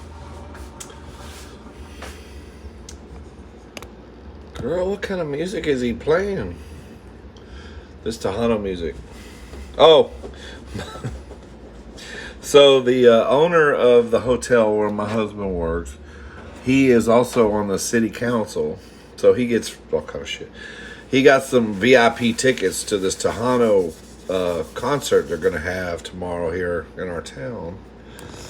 VIP tickets. And he asked me if I wanted to go. And I said, well, you know, back in the 90s, I used to be a DJ. I was really into Tejano music. But I don't know any of the new shit. I don't keep up with it no more. I said, no, just give them away, you know. So he gave 2 of them away, but he still kept 2. And then he's like, well, I don't know. So then he shows me the lineup. It's going to be Roberto Polito, La Fiebre, which is one of my favorite Hispanic or Tejano bands from back in the 90s. La Fiebre, I love them. La Familia, and then some other new dude that I never heard of called, I don't know, Sergio or Segura or some shit. I don't know. Sociopath. I don't know, girl. But he's a new one. And so I was like, well, I didn't know it was going to be the bands from the 90s, girl. So shit. I was like, yeah, hell yeah, I want to go. So I'm going to be probably the only white boy standing in there next to a Filipino surrounded by 10,000 Mexican people. But we're going to have a good time.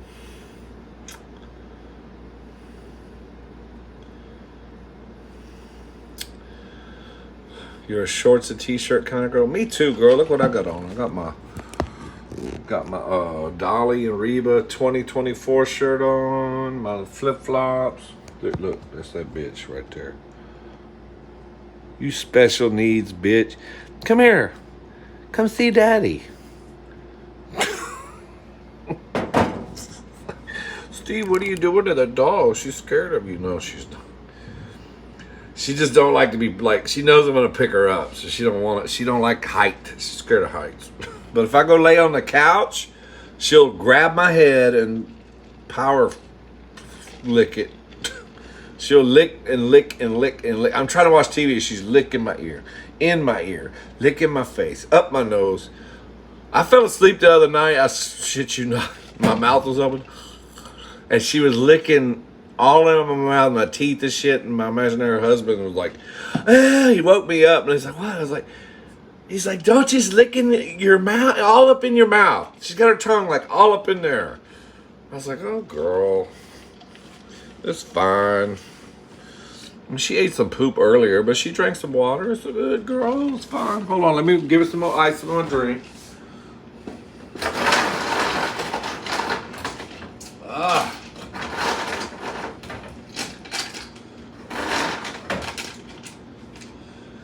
Okay, well, guys, I'm gonna be honest with you. I think I'm gonna skip the making an egg roll thing. It's just a lot of. I just don't want to deal with it right now. I'm tired. I've been up since 4 o'clock this morning. I mean, we don't have to go nowhere. We can keep the chat up as long as y'all want to chat. But you know, I gotta get the grease. No, you know,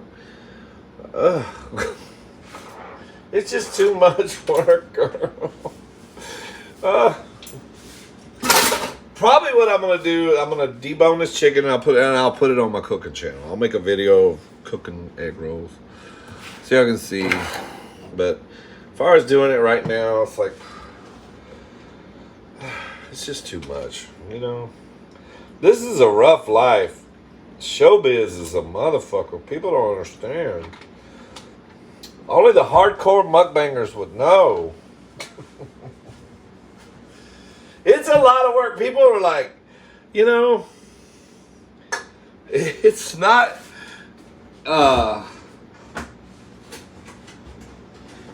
If you think mukbanging is an easy gig, just try it for a few weeks. And see.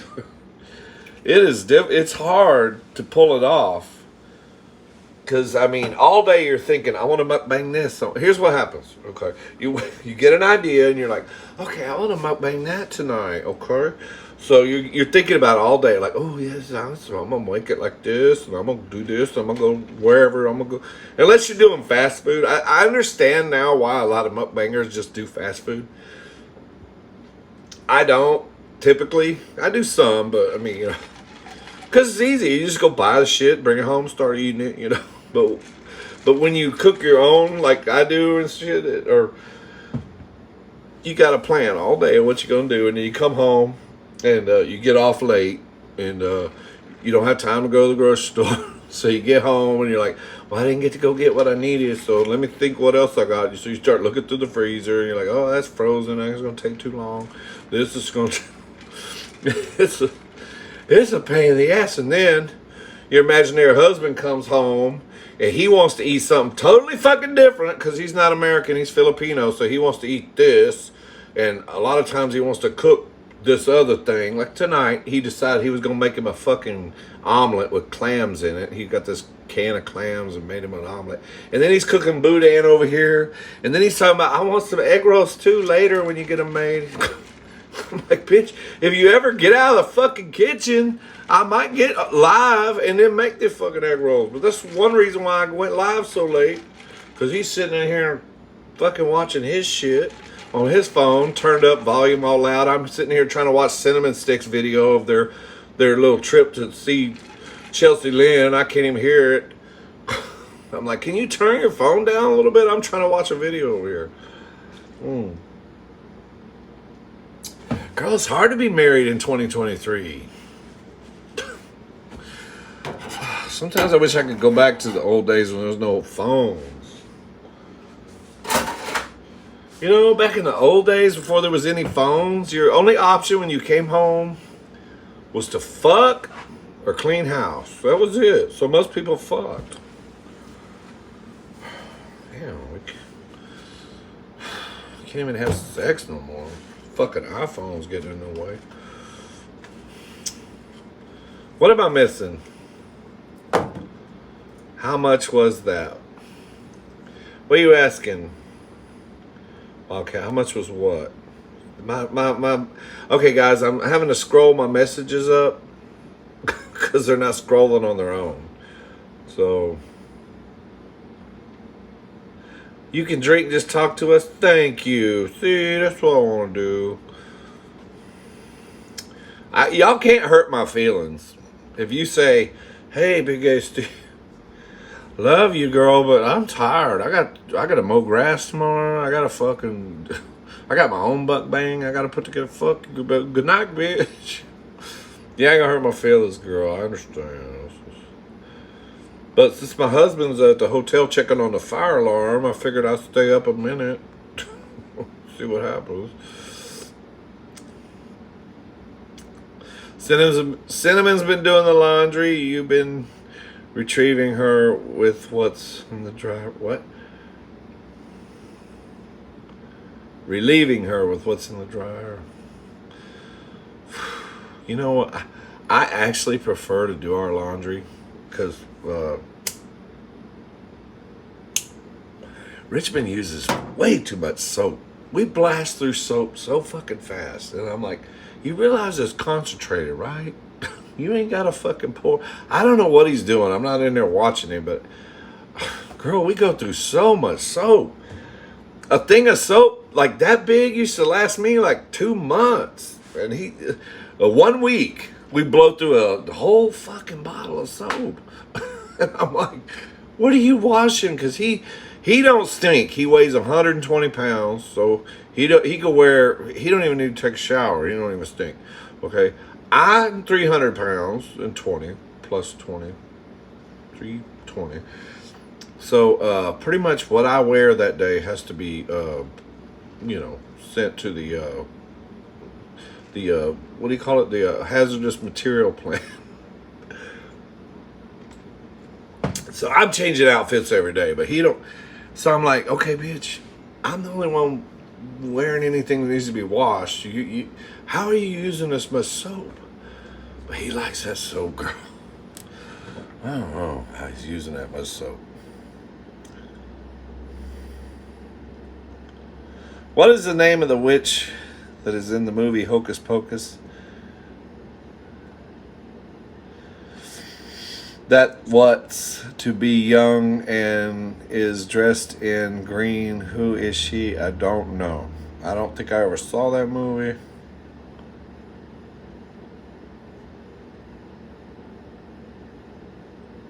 I'm a big YouTuber and I have much money. Answer a question right and I'll give you a $200 tip. What's your question there, FM Marshmallow?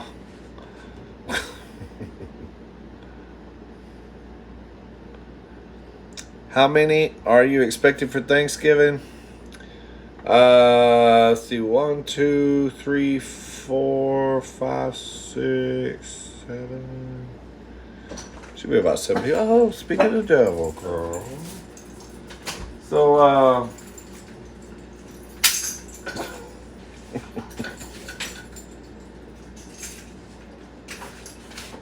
did you get your fireman taken care of? I mean, the fire alarm taken care of, girl? Fireman. Yes, fireman. Only man. Whatever, bitch. I hope that motherfucker burns to the ground. Hampton in the ground's what it should be. Anyway. I need to go take a sniff of that ass, see what it smells like.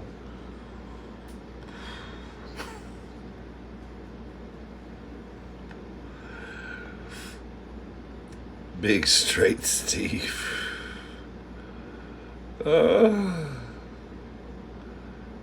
Must be nice to have a partner.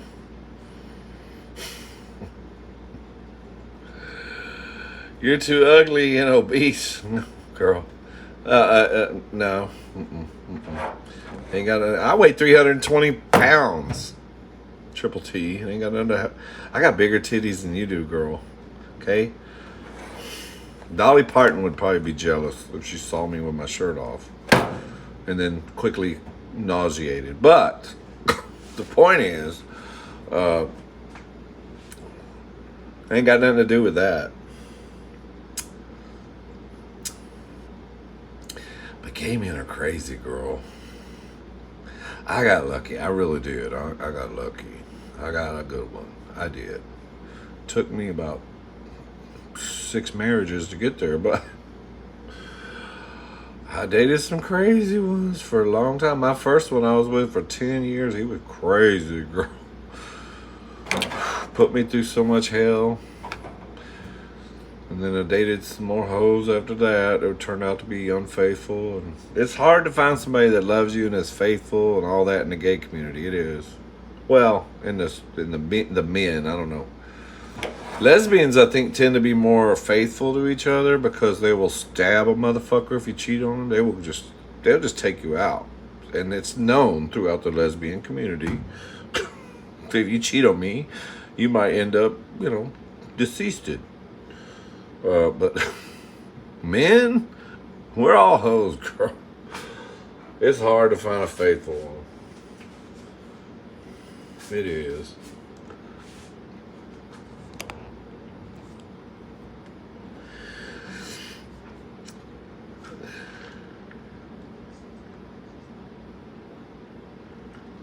Yes, it was. Yes, it was, Ebony.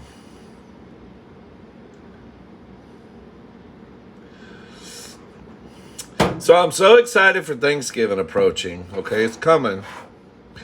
Because I got I got a lot of things I want to put on my cooking channel. So I want to put, you know, like my mom and dad. That's where I learned all my shit. It's from my mom and dad. But I'm so excited to put some Thanksgiving recipes out there, and to see how everybody. I want everybody to post like some recipes of what they cook on Thanksgiving and stuff. I think it's gonna become really fun.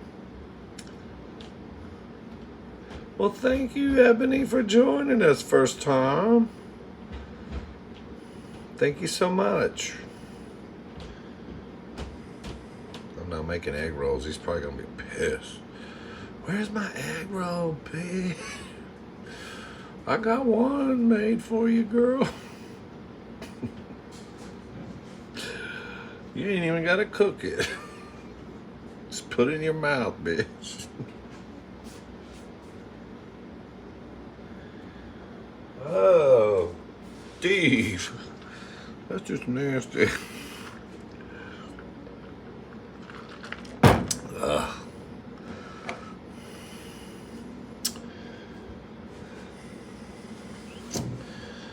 Oh, well, I feel like I should be doing something. I should be reading a book or something. Listen to my husband sing.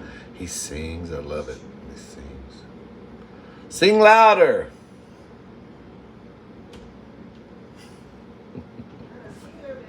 They want to hear your voice. He's got a pretty voice, I think. He should be on that show. Huh? Kick on the karaoke shit. I won't be able to monetize this motherfucker, but it's okay. Kick the we got a karaoke over here. Turn it on, girl. Sing something. I'm doing all the cooking usually, yes, Satin. I don't know if you're asking me or Ebony. Well, see, my whole crowd is going to be maybe my sister and her husband, possibly for a little while, but it's going to be Filipinos over here. So I told Richmond, I was like, well, then y'all just cook. I'll make a few things, but I'm not going to go all out like I do every year because they don't eat the same shit that I mean. So, yeah, I don't know what I'm going to do for Thanksgiving, but I make a pretty good turkey. Actually, last year, my imaginary husband, he puts on a big party for he's such a good GM. His employees love him. He gives them all free turkeys, and he throws them a big holiday party for Christmas and Thanksgiving. He throws a whole Thanksgiving like feast for them and all this shit. Well, last year he asked me if I would make the turkey, and I was like, that's a lot of pressure. I'm making a turkey for the whole hotel staff and all that shit. So he's like, well, then I gotta have a turkey, girl. I don't want to call a restaurant. So I was like, okay, I'll make it. Anyway, I made the turkey and everybody loved it. He was like, oh my God, all the employees were like, this turkey's so good. I was like, well, I know how to cook one. You getting married in 4 weeks? She's 8. God, here we go, Satin. Are you paying attention, Satin? Oh, God.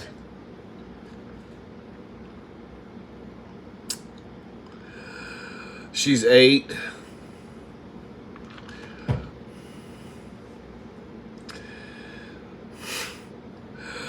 Falafel.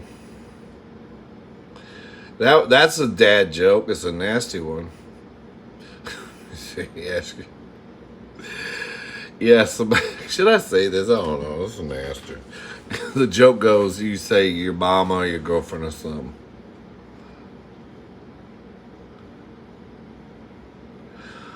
Oh my God. Yeah, your poop's ready away. So the joke is you ask somebody, has your girlfriend ever been 8? And they look at you like, what? No? Well, how did she get to be 9?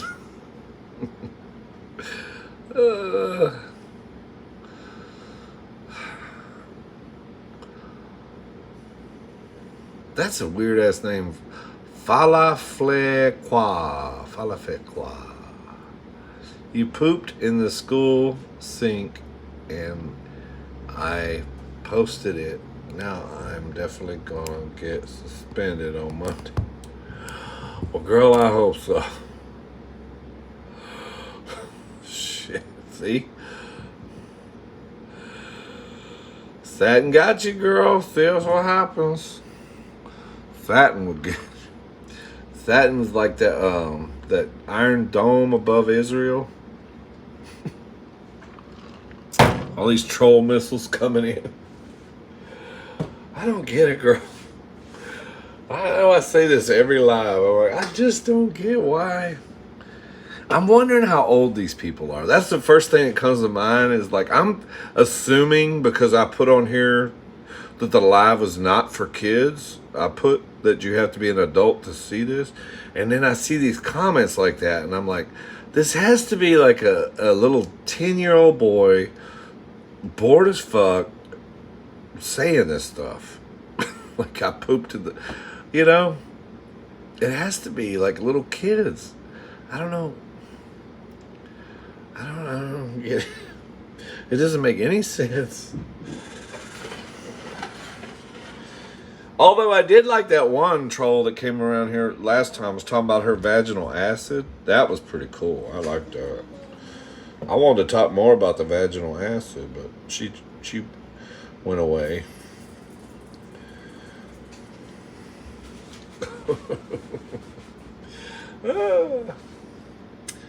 Yeah, so we're gonna make some I got a few Thanksgiving things I'm gonna put together. Oh, Wildcat, I asked you in the comments on the video, you probably answered it, but I haven't seen it yet.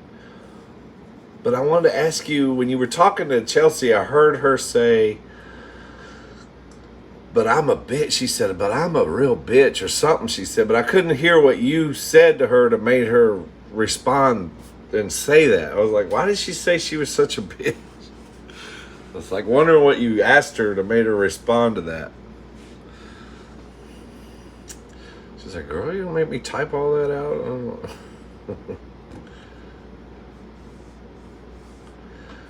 Foxy had all of these kids on her live the other day. She forgot to mark the 18-year-old or older. Yeah, she had 8 to 12-year-olds on there.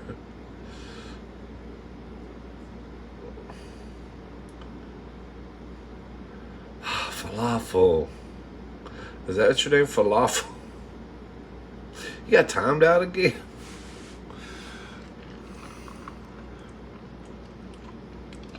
I cannot imagine an adult. It has to be a kid that's doing that. I can't imagine an adult getting any kind of thrill out of that. Like, it's just so dumb. I don't know. It's just so stupid. Mm-hmm.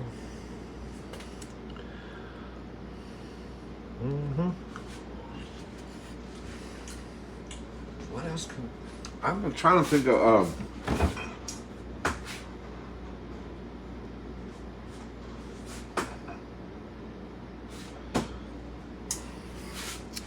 It's starting to look more like pudding. Has it been 2 hours, girl? It says 1 hour and 23 minutes, so we still got... Oh, yeah, it's not quite set all the way, but I'm really wanting to see how this mango pudding is gonna come out.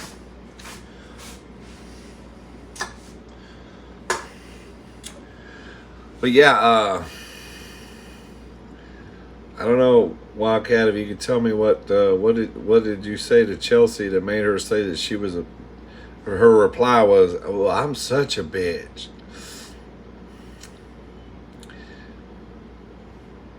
But she was so cool. She was like, I heard her say she was obsessed with you or something.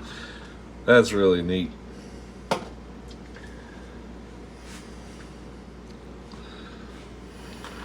And I'm glad Cinnamon kind of touched a little bit on her show, because Cinnamon, I had the same kind of like thought about her show. I was like wondering, like, is she really funny on stage?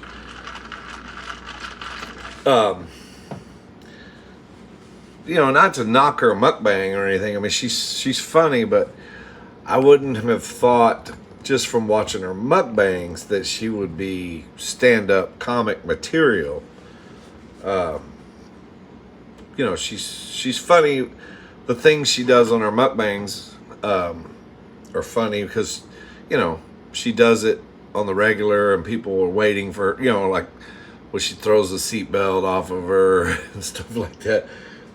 But I was like, I was wondering if her show would be funny.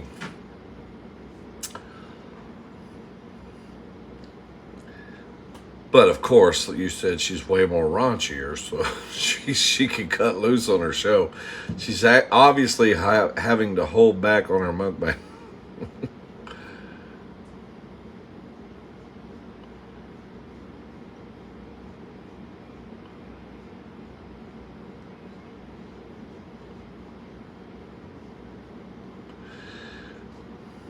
She's been doing this for many, many years. They all have done improv over 10 years ago. Oh, so she did some stand-up before she did mukbang. Oh, okay. So she did stand-up. I've wanted to do that so many times. I've gone to like open mic night and watched, and I just never could get the courage to get up there and do it. But like I would sit there and listen to the comics, and they would say a joke or something, and I would automatically say, "Oh, that's funny, but he should have said this. Like this would have been better." It's like I always think I'm the expert. Like, but it's like, yeah, well, he had more courage than you did, Steve. You didn't get up there. So I think maybe I'd be a better comedy writer, maybe. I always thought that would be a cool job to have, too. I was like, I ought to be a comedy writer.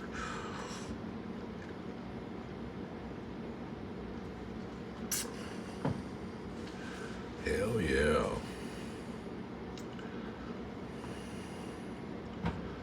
Yeah. She seems cool. Well, I did love her. I could tell by the way she was reacting with Wildcat, She's genuine. She's real genuine, you can tell. She is genuine.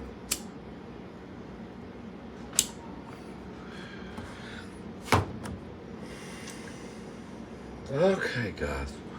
Well, we're down to 5 watchers. 6. 5 watchers and 2 trolls.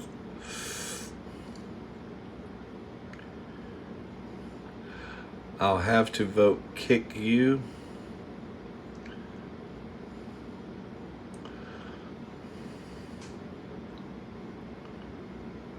Another imposter. No, girl.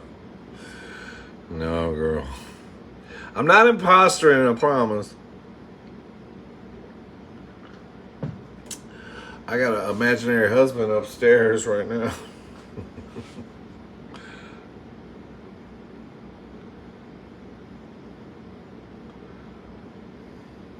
You never liked her videos too much? Some of them are good. I don't know. There was one she did recently I thought was really good. It was her and her husband, and they were somewhere. I can't forget what restaurant they were at, but it was a really good video. Some of them are funny. But yeah, like I never like I said, like I've watched her many times, and I think she's funny, but I never thought like funny enough to be like stand-up comedian, like that kind of thing. So when she started doing her shows, I was like, I wonder if it's funny. But she might have writers too, sometimes when you get to where she's at, I'm sure she's got people writing for her too.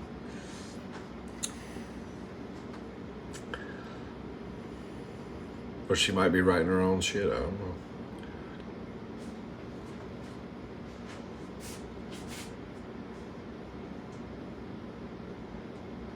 That is possible too.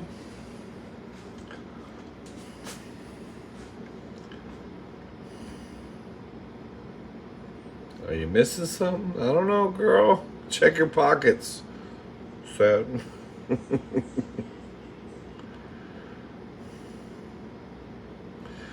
Yeah.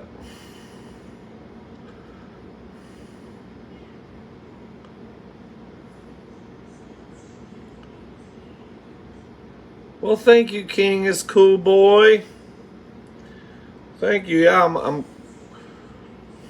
Wildcat. One of my longtime subscribers was just saying, "You're almost at 5,000. You can go 5,000." But thank you, King. Thank you.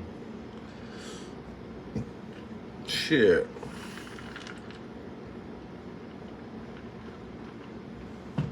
You guys getting bored yet?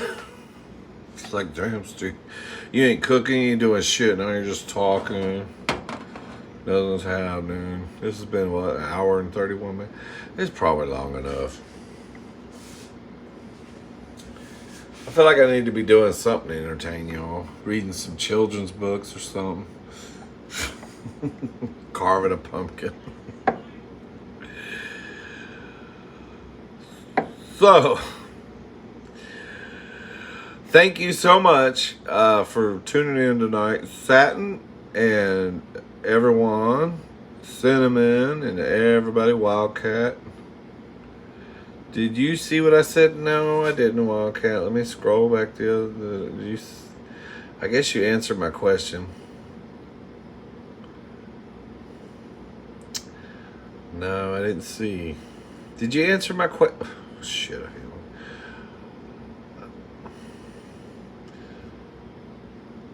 Go back up to the chat. I'm looking back up there. The last thing I saw was when you said, "Do you know what's funny? She's been doing this for many years. They have been doing improv for 10 years. Then Foxy had a lot of kids on her thing. I was just trying to see if you remembered what you said to her when she said, I'm a hateful bitch." Whatever she said, I was like, why did she say that? It's before King. Okay, it's before King. Oh, Lord. Can you copy and paste? Ebony Supernatural.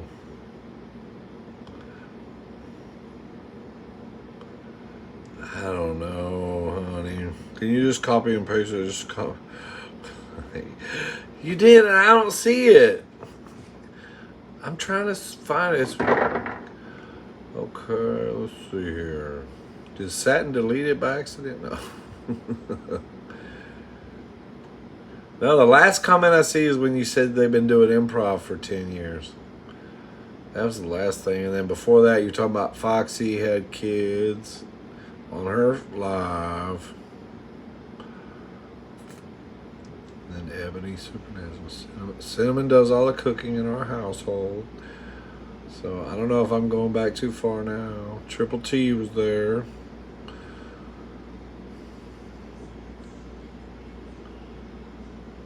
No, I don't see anything that you said. I missed it, Wildcat. 3 conversations. Okay, girl. Well, the next time you do a live or a video, just tell me. I can't find it. I'm scrolling up. I don't see anything about you answering that question.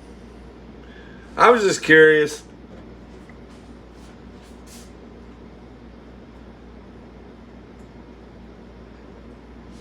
Because I'll be honest, I was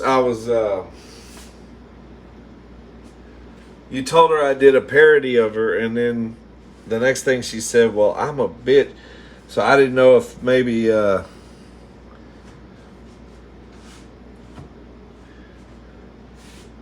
you may have said that, like, because I did portray her kind of in an angry way. Like maybe that's what you said. I don't know.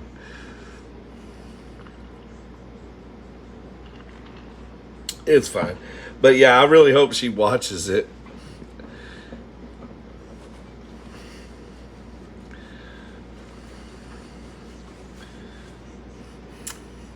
That'd be funny. I just want her to comment, like, I wish she would comment on it, like, oh, that was funny. And that's it. And then I would screenshot that and go, look, Chelsea Lynn saw my. And everybody's like, who gives a fuck? Yeah, but you don't understand. She's my hero. She is the reason I started doing this, to be honest with you. She's the reason I started mukbanging. Because, I don't know, when I saw her doing it, I was like, that's something I could do. I could eat and talk.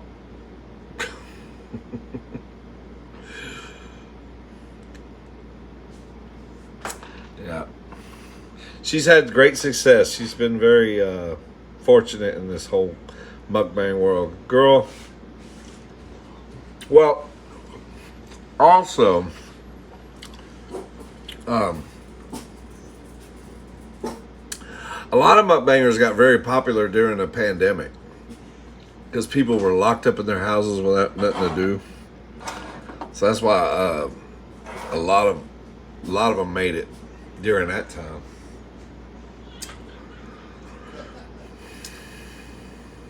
You rewrote the conversation. But where is it?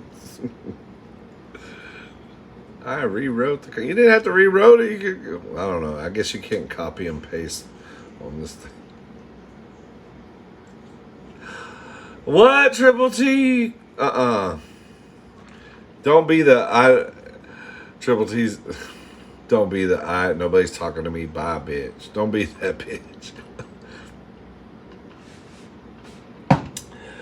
The last thing you said was something about getting in a conversation.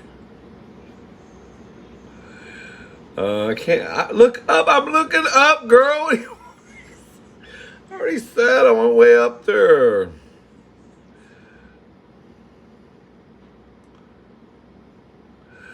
I'm not seeing anything. Girl, you want me to scroll back to when I started the video? I don't see. Why can't I don't see it? I don't see it. And now Triple Z's getting his feelings hurt. What the fuck? Triple T, the last thing he said to me is, I wish I could be in a relationship, girl. And I told you. It ain't all it's cracked up to be, by the way.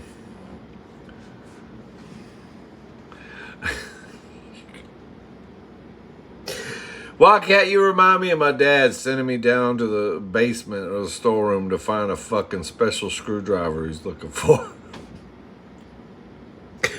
It was right there, you little bastard. You didn't see it. It was right there next to that rusty ass hammer and the old drill that doesn't work no more that I cut the plug off of and made it into an extension cord, a homemade extension cord. You didn't see it. You're not looking. You immature little bastard.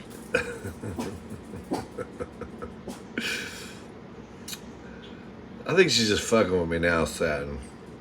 Scroll up, girl. Scroll up. Oh, shit.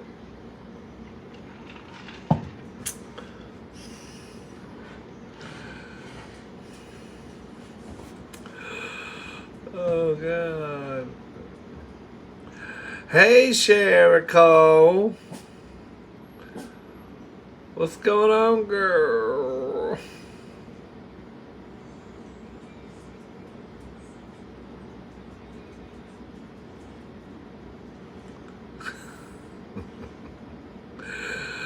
What is this, Corbin? Are you gay? Yes, girl. I am. Yes. Well, Satin, give him a don't just give him a break there, Satin. Hold on. I want to see where this goes. Hey, y'all. Hey, Sherrico. Sherrico, I just found out I got like 3,000 Filipinos coming to my house for Thanksgiving.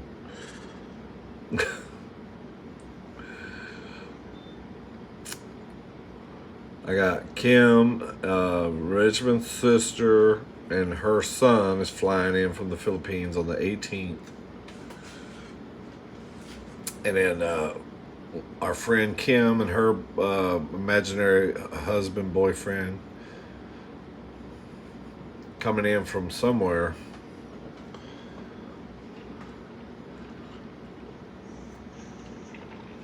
So if y'all drop by,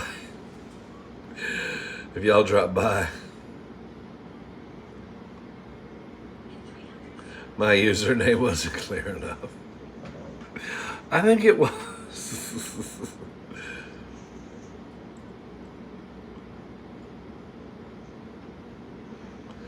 Went and got hot chocolate and coffee. That's a perfect thing to get on this kind of weather. This old London fog ass weather we're having. Portland, Oregon.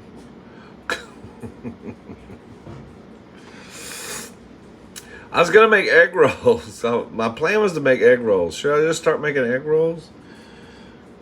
Because everybody seems to be here. I'm just tired, girl. I don't feel like fucking with it. I'll just make them and put them on my cooking channel. Plus, I'm not even hungry anymore, really. That's why I'm eating the chicken that's supposed to go in the egg roll. This is too much. I already made pudding, and I made some Filipino glazed spam, which I thought Wildcat would really be into, because somehow I got the crazy idea that Wildcat likes spam.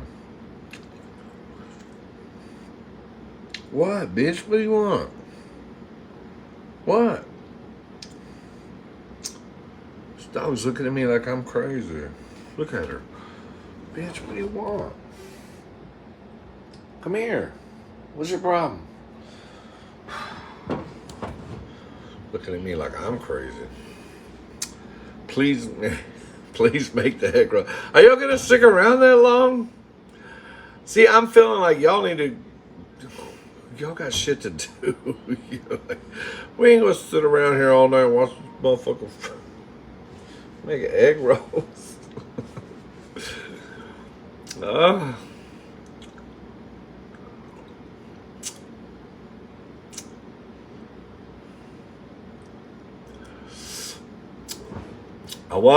I was, Corbin. You made an egg roll on a bowl. Around in a circle. Is that what you did? It's rolling around in this bowl. That's the egg roll. Shit. Girl, I had such a rough day at work. Oh, I'm so glad to be off now. It sucks driving an 18-wheeler in this weather, too. Because people already drive like idiots. And in the rain and the slick roads and all that.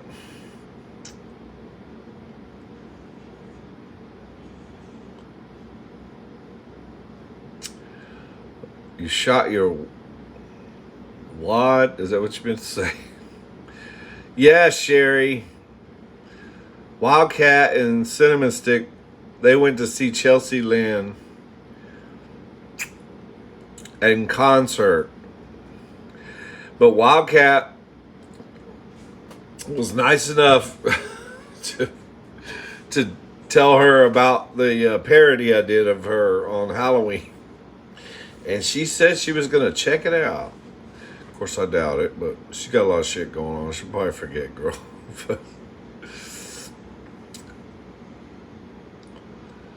What did I do with your dog? Sad and crazy bitch. Come here, special needs girl. Come here. Dolce, come here, honey. Come on, baby. Hi, can you come here, please? Come here, come see daddy. Come here. Come on, baby.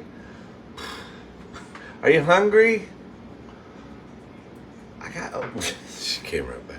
Okay, you want some, if you let me pick you up, I'll give you this piece of chicken skin, okay? Okay, how about the trade-off? Okay, come here. Oh, that's my baby girl. Did you? Oh, she's right up here by my feet now. I got this in my hand, chicken skin. Oh, come on, come here, see daddy. Come see daddy. Come on, baby. She's like, you're up to something, motherfucker. I ain't that stupid. Come on, come on, baby. I want to show. Everybody wants to see how stupid you are. Come here. Look at this. Y'all gotta see this. Okay. Y'all gotta see what I'm seeing. Come here. Come here, girl. You want to come here? Come on.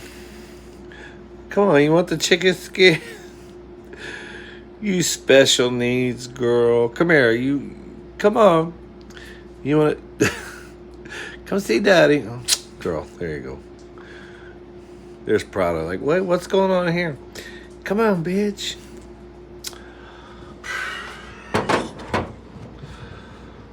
It's crazy, bitch.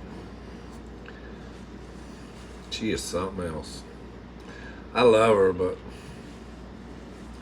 I can't teach this bitch this shit outside for to save my life. I even praise her when she shits outside. I'm like, oh, that's a good girl. You shit outside. I mean, 3 feet from the fucking entrance to my vehicle where I'll probably step in it going to work. But I mean, that's still better than shitting behind the TV or on my couch.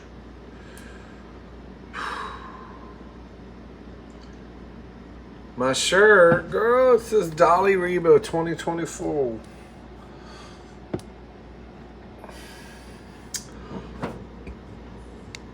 That's right. We need some, I mean, if we're going to have 2 old, crazy men running for president, might as well have 2 old, crazy women, as long as they got some talent.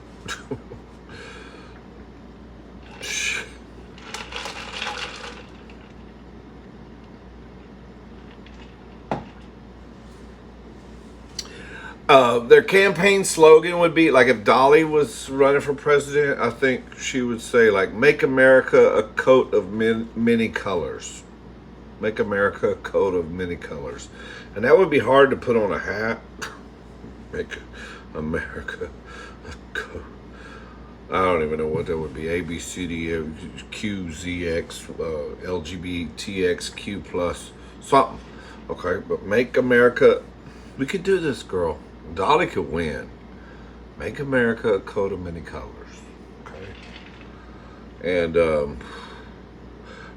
Reba, her slogan would probably be how was I to know? Something like that.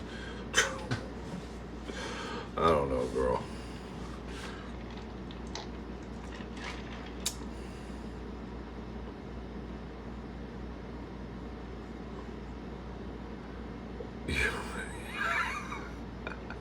I wouldn't want to come to you either calling me a bitch. Well, I mean, you know. Okay, Dodo. Let's see what happens. I won't call her a bitch. I'll just say, come here, Dodo. Come here, Dolce Cabana. Come here, baby. I love you. Come here. Come see daddy. Come be on YouTube. I'm working, girl. She's looking at me like I'm... It's like I just dialed her phone unexpectedly trying to sell her a fucking car warranty. She ain't trying to hear it. Come on, girl. She's special needs, honey. So what should I do, guys? I gotta... You'd vote for Dolly? I would too. Dolly Parton. Dolly Parton is just... You know what? She reminds me a lot. And I think my sister would agree. And my sister already probably knows what I'm going to say. Of our mother, Wanda. Our mother's name was Wanda.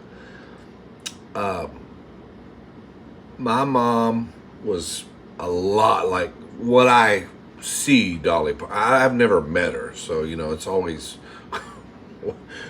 what you get to see and perceive a person and what they really are. But I mean, from what I see, my mom was a lot like her. Very talented, but just very just loving and warm and motherly. Always had the right answer. Just like when you talk to her, like always kept herself made up. Like, you know, I mean, my mom didn't have fake titties and fake wigs and stuff. But she, even when my mom was in her 70s, you know, she always, she never left the house without putting on a nice outfit and doing her makeup. And like, she always looked glamorous wherever she went, you know. And I don't know. It was just like, Steve, are you saying women have to put on? No, I'm not, bitch. But if you're going to look like that, at least just go to Walmart or maybe get your oil changed. Okay? Don't go to Starbucks looking like that. We don't want to see that. At least put some lipstick on, girl, if you're going to get a frappe latte mochaccino, Al Pacino. We don't want to see all that. But anyway, my mom always looked glamorous and pretty, and she always was just so kind and just very, I don't know. She just treated everybody with just the utmost respect, and it was genuine, you know.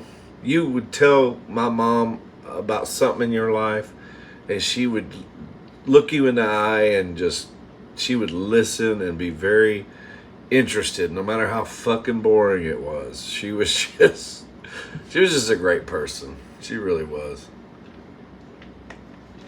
Now, my dad didn't like what you were talking about. He'd tell you to fuck off, and he'd just take a puff of his cigar and walk away. I mean, he was an asshole. But yeah, Dolly Parton reminds me a lot of my mother.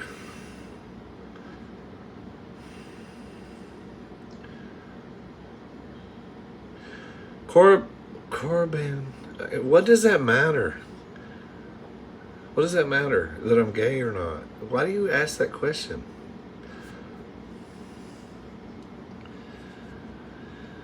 Why does that matter? You know, because here's the thing. It's like people, okay, people always want to say, quit shoving gay down our throat. We don't want to hear about it. We don't want to hear, why does everything got to be gay? Why does everything gay? Okay. And then the first thing I want to ask a motherfucker is, are you gay? Okay, I thought we weren't talking about that. I mean, I don't have to, I mean, obviously, I'm wearing these big glasses that look like a fucking windshield of a metro bus with diamonds on the side of them and a big flowered hat, a Dolly Reba shirt. I mean, I got a dog named Dolce and Prada. What the fuck, bitch? My husband has a white BMW convertible with red leather seats. I mean, how homosexual do you have to be, girl? I mean, to get the hint out to a motherfucker. Shit, I gotta take a piss. Hold on. You wanna go piss with me? Let's go outside and take a piss, girl. I'm the straight one in the relationship, though. I mean, I have to keep it kind of straight around here because it gets really out of hand. You wanna go potty outside, Dolce? Come on, Prada. Let's go. Let's go piss, girl. Shit. See, I'm straight, see, pretty much. I mean, see this boat? That's the straight side of me. And, was that a truck? Thingy hanging out? Yes, it is. And my husband hates it. Should I take a piss right here? No. I don't want y'all to hear it, girl. Here, just stare at the front door. Yes, so we live in a house that's inside of a metal building. It's called a barn dominium here in Texas. Okay? I'm actually not. The previous renter left that. I just never took it down. So, hold on a minute, girl. I gotta take a piss. Oh, swing low, sweet chariot, coming for to carry me home. Ah. Ah.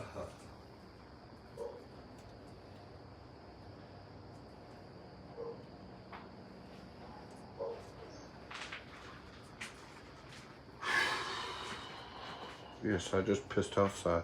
Do gay men piss outside? Yes, we do. Go in Texas. That's what we do. I normally would like rather. I normally like to pee when I take a shit, but my dick touches the water and it's very uncomfortable. Come on, Dutch Prada. Let's go back in the house, girl. Did you take a shit? Did you eat some acorns? You kill a squirrel? Come on, bitch. Get in the house before I make some adobo out of you, bitch. Come on, girl. That's a good girl. Come on, Dolce. Go shit behind the TV. I don't care. Girl, okay. I gotta wash my hands now. I gotta wash both hands. If you know what that means. Shit. Ah! Ah!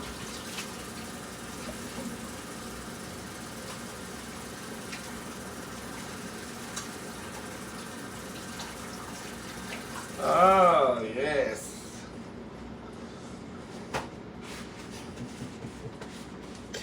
Steve.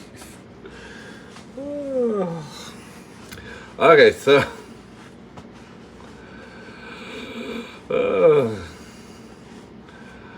Well, I would have farted. Yeah.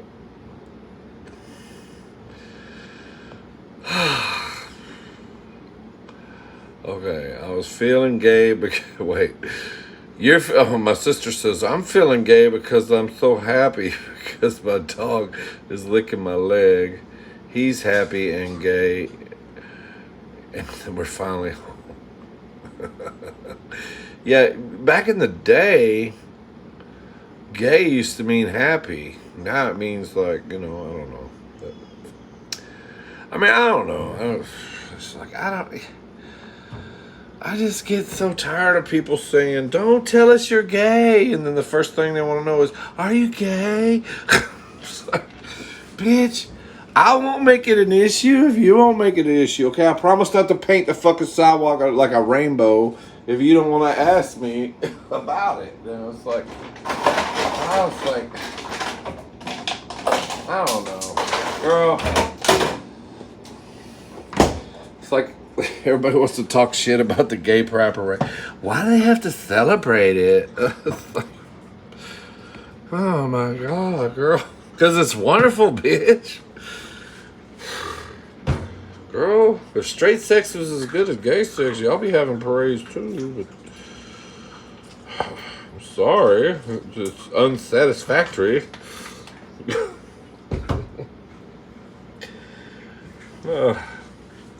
Anyway, yeah, it's like don't ask, don't tell. I don't know, girl. Where's the? I need something to mix with this bourbon here. Oh, is my pudding almost done? We're getting close, sister. I made some mango pudding and some. What else I made, girl? Oh, some spam. Yeah. Is Corbin getting nasty now? Because Satin's deleting this shit. I was getting all this stuff. Golly. What's he doing, Satin? Satin, what's he talking? What's he saying?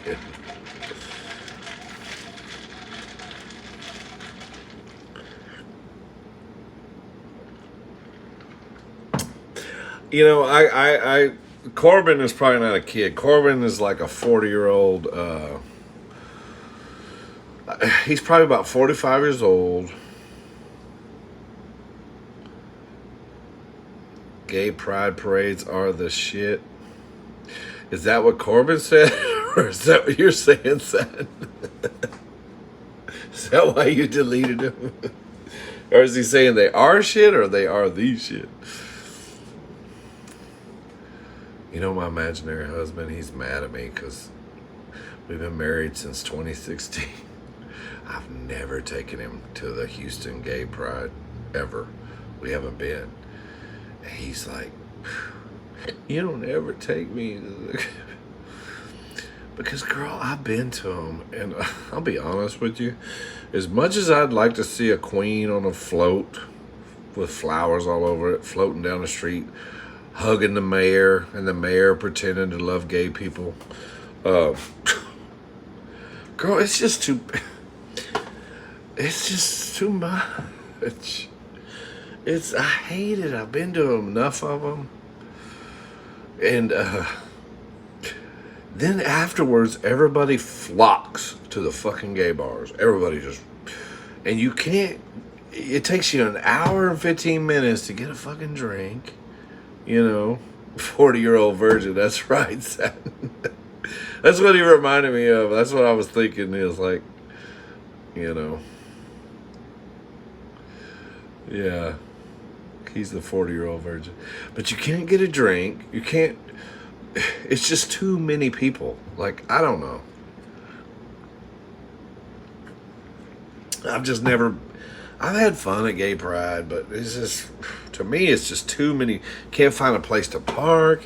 You can't get a fucking, you go in a bar and you're 30 feet deep getting to the bartender. And then if you ain't good looking or cute, good luck getting a drink.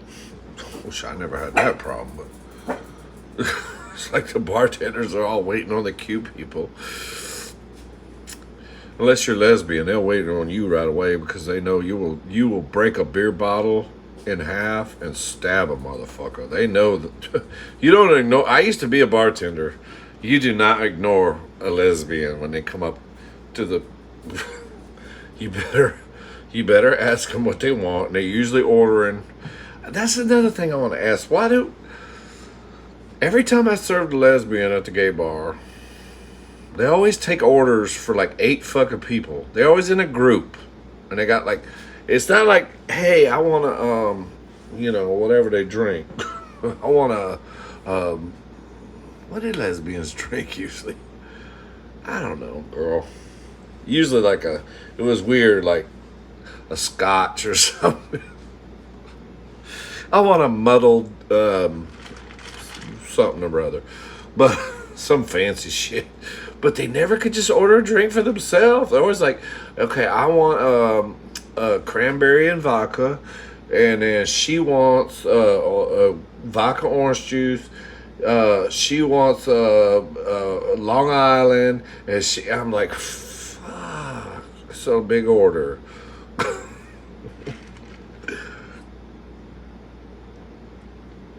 Yeah, gay people do know how to party.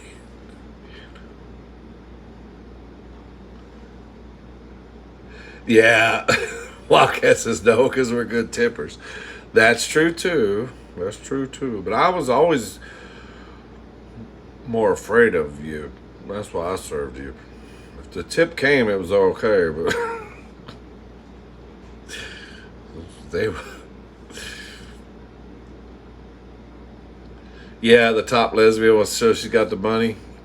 That's the way it always was, and it was usually. You're right. I think it was always the taller, more attractive of the group that was calling the shots. Like all the little troll lesbians who was hanging out with her. Like, that's the way it always was. And she was ordering the shit. And that's, yeah. So maybe that's what it was. She was trying to show that she's the alpha female.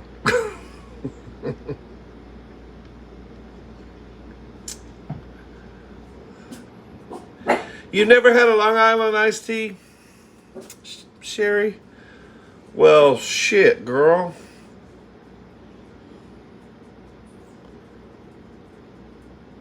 Yep, they do. And don't fuck up the order. I remember one night I got some shit mixed up in the top lesbian. She was not happy, and she made me feel real stupid. But I do think she tipped me good. But oh, here's what's funny. Okay, when I got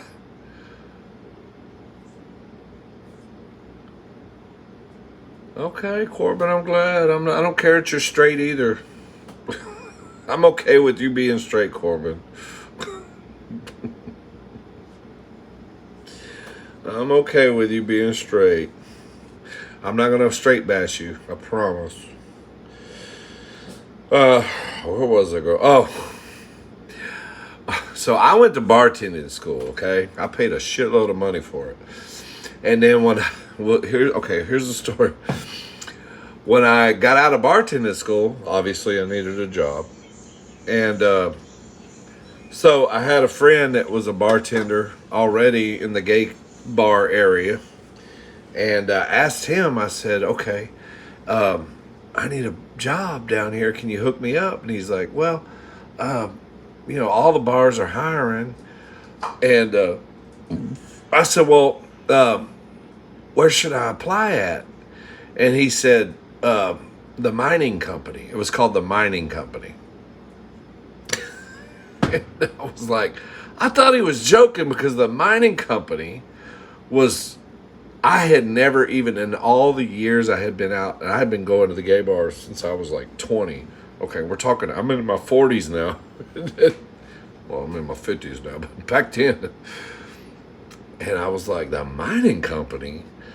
Girl, that's a leather bar. That's a nasty fucking leather bar. I would never go in there. I've never even been in there. And you know what he said? He's like, yeah, but girl, if you want to make the money, that's where you go. That bar, you will make money in that bar. I'm like, what? I had never even been in there. I was scared to even go in there. Hold on, let me read a comment. So Wildcat says, yeah, every time I get into the car, she's changed the channel to the Frank Sinatra. Oh, y'all talking to each other.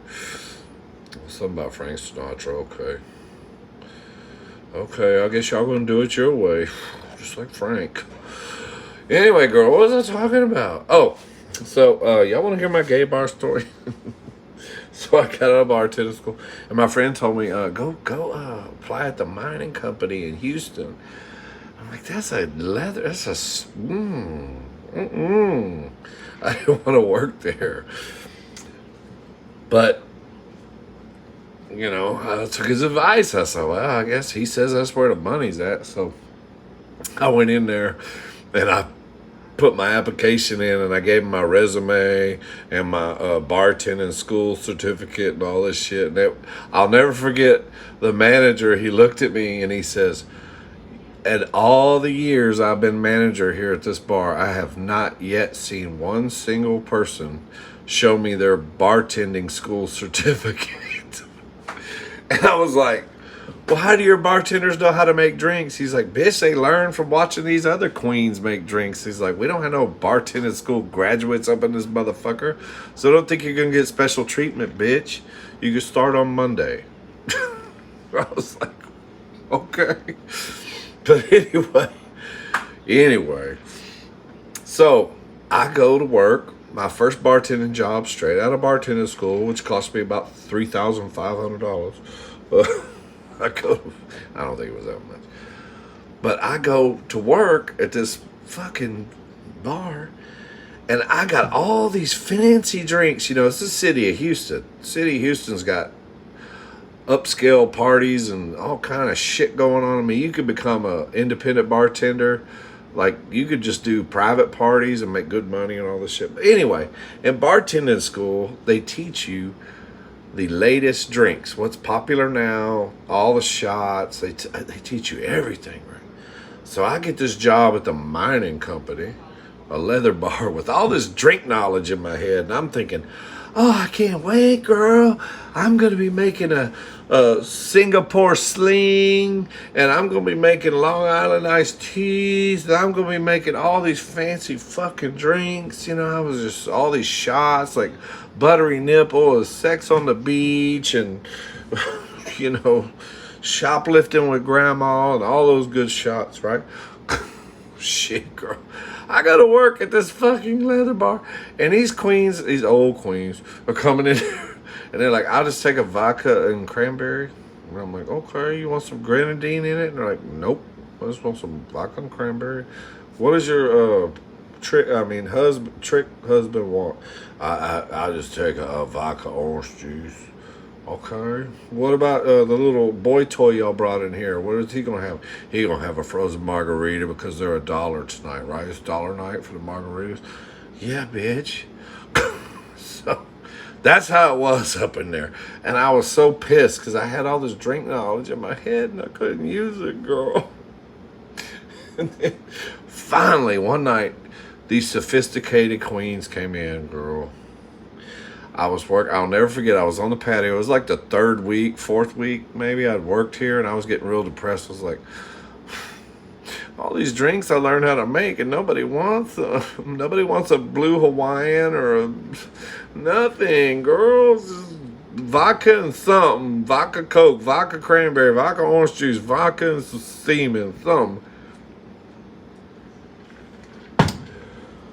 So finally, these sophisticated queens come in one night, and they're like, you know how to make good drinks? And I was like, yeah, I do, girl. They're like, they were like, you're so sexy, you're so cute. If you make a drink that's as good as the way you look, it ought to be really good. And I was like, oh, thank you, bitch. And all that. Hold on, I see a lot of messages scroll. I'll get back to the messages scroll. Hold on. So they asked for a Long Island iced tea. Okay.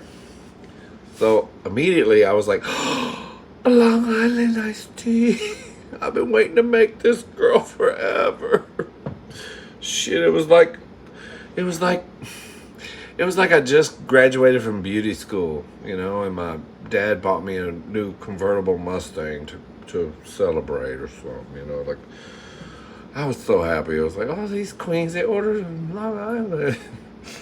So I was like, how do I make it, girl? Because I already forgot by then. So anyway, I had my little bartending Bible there so I could look back at my notes. But anyway, okay.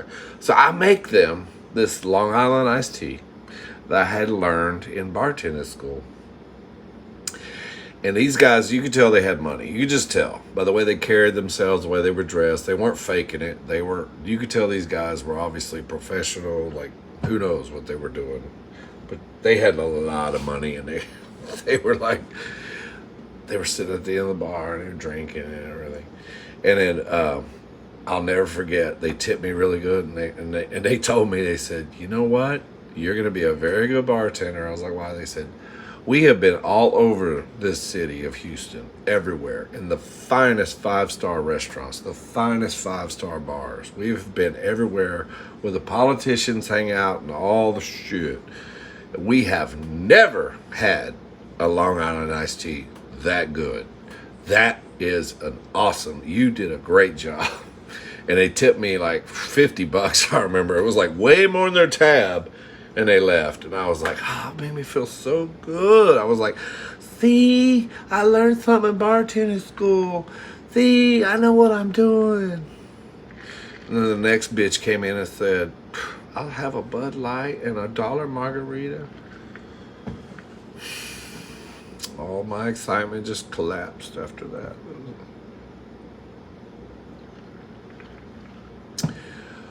Well, my story, if you didn't like it, is very interesting because, look, I've got an audience here. She's just sitting here listening to everything I'm saying.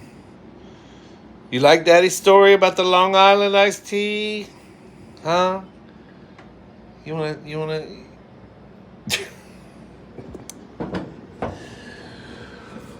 So anyway, girl, that was a long journey just to tell you how good of a Long Island I make, sister. That was directed at you, sister. I know I took a long time just to tell you how good of a Long Island I make, but maybe for Thanksgiving I can make you a Long Island. Okay, so I'm gonna go back and read some comments. There's a lot of deleted shit. Thank you, Satin. Satin's awesome. You know what, Corbin's... Oh, fuck, that microwave's not nailed down. It's funny how it moves. Corbin,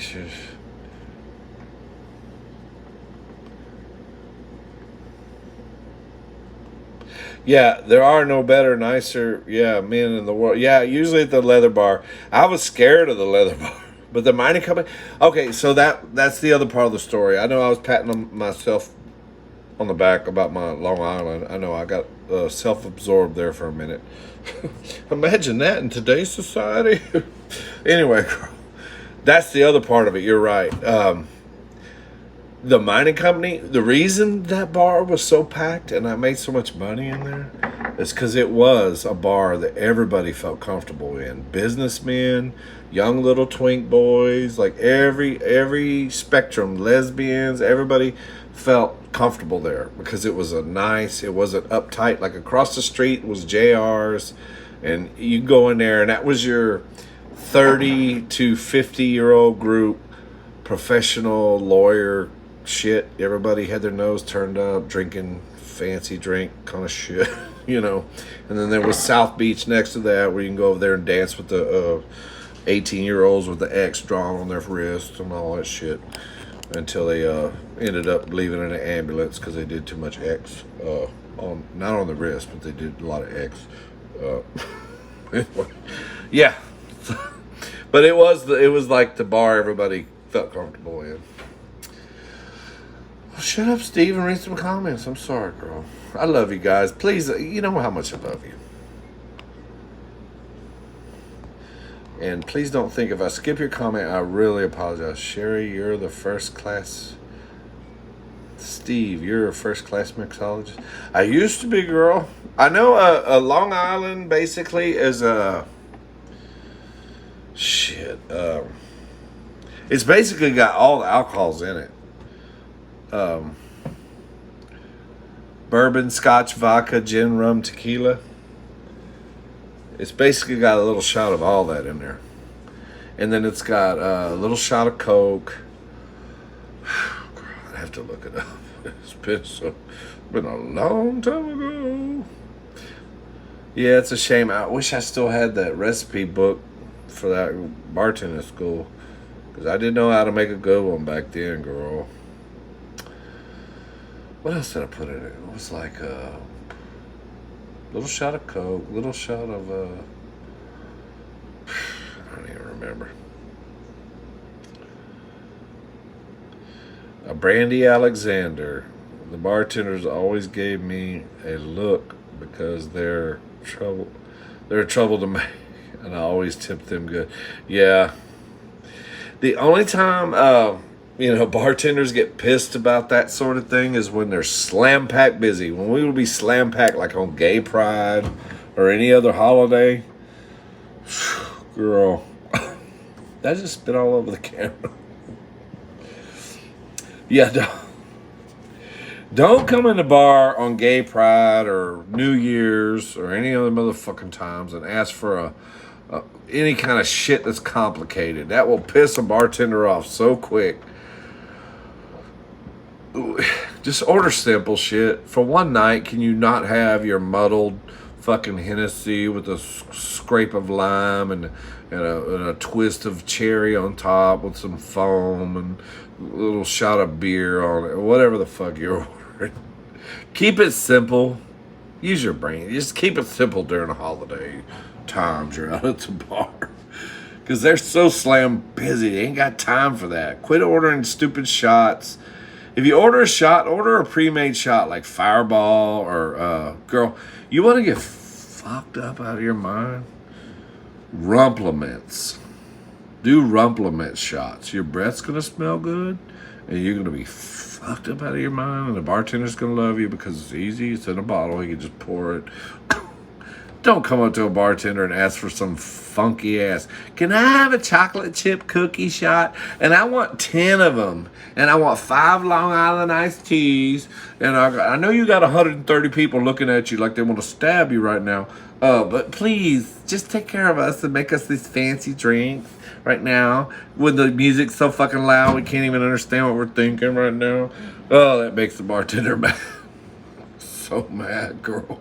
Just keep it simple, okay? Drink a Bud Light or something. Oh, God, okay. Girl, I feel bad because I feel like I'm missing your comments. Y'all think I hate you or something. I don't hate you. I'm still back at Kat's comment. So, Brandy Alexander, Satin, there's funniest. Love dancing with everything. I love dancing. Sherry says I want to make me a Long Island for Christmas. Okay, girl, I'll have to research it. It'll come back to me. I'll have to Google it and see what other recipes, and then I'll remember. There wasn't much to it, but it was just, I don't know what. It was just like the mixture. I don't know. But they were sincere. They weren't trying to get me to go home and like have a three-way with them or nothing, even though I was gorgeous. But they were sincere. They were like, we have been all over the city. I'll never forget him saying that. We've been all over the city. Some of the finest parties, you know, with the politicians, the mayor. We've been to all the, and I have never had a bartender make me a Long Island that good. Never. I was like, oh, girl, thank you very much. But I used to pour kind of heavy too. I actually had some customers, believe it or not, when I was a bartender, tell me, I appreciate it, girl, but don't pour my drinks so heavy. I appreciate you giving me the extra alcohol, but I can't handle that, girl. You gotta slow down. Oh, you need to slow down, bitch. You keep coming up to the bar. It ain't my pouring. It's just you keep showing your face up here. Anyway, girl. Oh, shit. Okay. I'll make you a Long Island for Christmas, Sherry Gale. Me too. Love dancing. You can't dance anywhere anymore. It's all drag shows now. That's another bitch I got, but that's for another.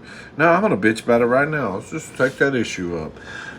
Quit turning dance clubs into drag queen shows. I'm so sick of that, girl. I want to go out and drink and dance, okay? I don't mind the occasional drag show, okay? Scheduled, promoted well, okay? So I know when to show up and see the drag show. But every Friday and Saturday night, the dance floor is taken up with the drag. No, I don't know. My generation, we used to love to dance, shake our booties. Maybe the younger generation just wants to sit around and watch a motherfucking lip sync all day. I want to dance. Okay? I want to dance. And these gay bars have, I don't know what, I know some of these drag queens can get aggressive with the bar owner. Like, bitch, you got to put me on every night. But I hate it. I don't like going, oh, girl. Let me throw away these cans. I don't know. I don't want to see drag that much, okay? And one of my best friends was the head honcho of the drag community in Houston. He passed away now, but he used to be in charge of all of it and the dancers. C.J. Harrington was his name. And I told him one night even the same thing. I was like, girl, I love me some drag, but fuck, every night? I mean, every Friday and Saturday night, they gotta have a drag show. I want to go out there and dance on that dance floor. I ain't trying to see this every fucking night. I mean, it's like, it gets out of hand. It gets old.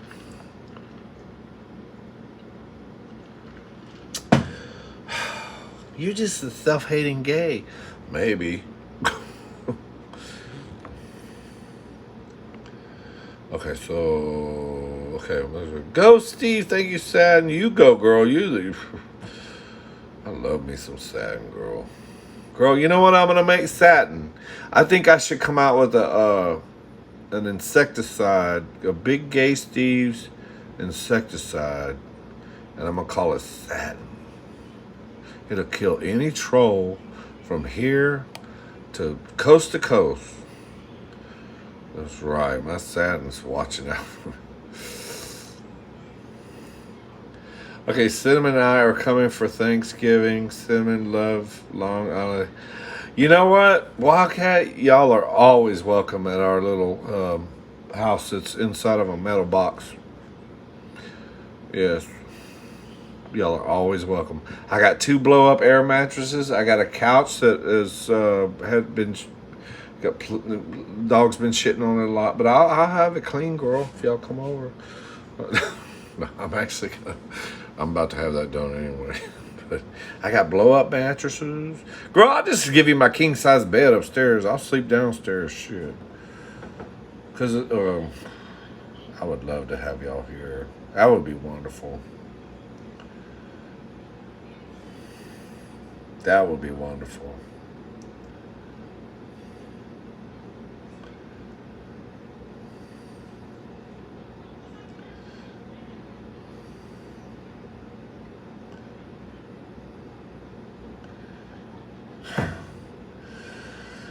Oh, Mike, am I an engineer? These people are so fucking clever, Satin. You know, Satin's on top of it. Satin's seeing it way before I do because I'm slow. But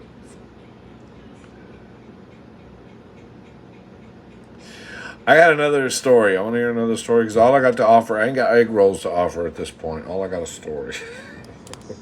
My friend, he's a police officer, but he's been a DJ since 1978. He was actually probably one of the first DJs in Galveston County. You know, like he started the DJ thing, okay, and he still DJs to this day. He's in his 60s almost. I don't know how old he is now. But he's been DJing since 1978. He started DJing like he put his own home system together, and he's the one that taught me to DJ. I had a DJ system at one time, and I've done many weddings and parties and everything. I'm not good at it, but I mean, I'm an excellent DJ. Everybody's told me, you're the best DJ. You play the best music. I'm very talented in that area. I'm just not good at selling myself on it. That's the problem. I don't know, he's been doing it for so many years, you know, and everybody knows him. Pretty much his is just repeat customers now. But I love DJing. I just don't really like doing it for other people, even though it pays good money. It's weird. I love doing it for friends or like a little house party, but when somebody calls me and wants to book me to do their wedding, I don't know why. I just don't want to do that. You know, I mean, I do it. I have in the past, but I just wasn't good at that part of it. I don't know. It's just weird. Maybe it's because I never had confidence in myself. Even though I'd go to other weddings and I'd see the DJ there and I'd listen to him and I'd be like, he sucks. I was like, he's terrible. Like, so many weddings, like so many DJs are terrible. Like, I just knew what to play, when to play at the right time. I am good at it. I mean, I'm going to pat myself on the back again. Well, I need to lose some weight so I can pat myself. All I can do is pat my neck. Being fat sucks. Anyway, girl, what was I talking about? DJing. Oh, my friend. I lost track, girl. I got to go back and look at the comments because I forgot. I'm an engineer. What was I talking about, girl? Oh, the Queens of Galveston. Okay. See? It'll come back to me, girl. I mean, you know. It's going to be all right. Me and Joe Biden are going to get together and we're going to talk this over. We're both having the same issue, girl. What was I talking about again? Oh, my friend, the DJ. I'm sorry, honey. Drag Queens in Galveston. Okay, so he been DJing since 1978. Y'all think this is a joke, but that's real. I'm really forgetting. That's why I'm asking you. Satin, you gotta help me. That's real. He gets a call. He was telling me the story. He's like, yeah, he goes, I get this call. And this guy's like, I need you, I want a DJ for this ball we're having and all this stuff. And it's going to be at the Moody Center in Galveston, which is a pretty fancy little setup down there. It's Moody Center was high class back in the day, you know. And he's like, yeah, it's going to be this, and we'll pay whatever, you know. And some of my friends asking, like, well, how many people is going to be there and all this shit? And he's telling him, you know, and he's like, well, I'll give you the, oh, shit, low battery, girl. He's like, he quotes them a price or whatever, and they're like, okay with that. And then the guy's like, the guy that was talking to him on the phone, he's like, well,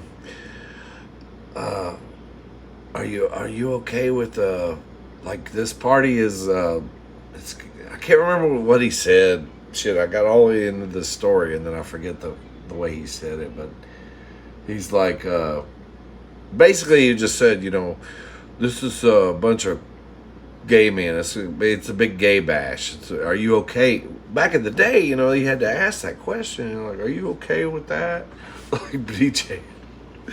And my friend was like, "That's the first time I ever heard anybody ask me if was I okay for, DJing a party for like drag queens or gays or whatever." He said, "So," he goes, "I didn't know what to say. I just told him, what color is your money?" And the guy said, "Green." And he said, "That's all I give a fuck about. I don't care." So, and he told me that to this day, this has been 40 years of DJing. He said, "I don't think I've enjoyed a party as much as I did DJing that party." He said they were just, though. He goes, it was a bunch of female impersonators. Like, I don't even like to call them drag queens because I got called out years ago for calling a drag queen a drag queen. They were like, "They're not drag queens. They're female impersonators." Okay, so we're changing the term today. I'm sorry, I didn't get the memo, bitch. But anyway, my friend CJ was ahead of it here in Houston. He called them drag queens right up till the day he died just a few years ago. So I don't know what the proper word is. So it's 11:30 at night. My phone just told me you got a low testosterone. I mean, what is that, girl? Battery. So I probably should. Are y'all ready to be let go, or y'all tell me? I mean, I used to sing for the drag queens and guys. Oh, that's an old message, girl. Reading old shit. Satin says, "Laugh out loud, Steve." Cinema Six, we just bought a blow up mattress. We can bring. I got two of them. I got two blow up mattresses. Shit, girl. We'll make sure you got somebody. Well, and y'all forget, my husband's the GM at the Hampton Inn, so it's not like we probably instead of making y'all stay at our lunchbox, probably, excuse me, probably just put you up in a nice remodeled room. Oh, their rooms are beautiful, by the way. I got to see one yesterday when we were stealing these. The owner said we could have these paintings that we put in the house. God, the bathrooms in these new rooms are beautiful. It's so pretty. What's up, man? I'm good. 50. What is that? I got tonal. Okay, I got some kind of vision, double vision. Are you an astronaut or a Walmart greeter? Tell us a story. You want a story, Cinnamon? You want to keep? You love my story, son. Oh, the mango pudding, girl. Yeah, that's right. Hold on.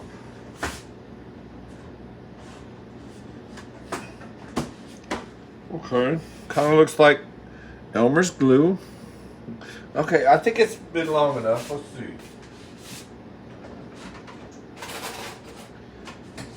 What it tastes like. Let's see. Oh, wait a minute, girl. I gotta put some Spam on top of it. No, I'm just kidding, girl. Look, Steve, you put some Spam on that pudding, girl. Ooh, it looks like, look. Ooh, it looks very, girl, it's like pudding-y or like, flan-y. Let's see what it tastes like. This is mango Chinese pudding made in America. Mmm.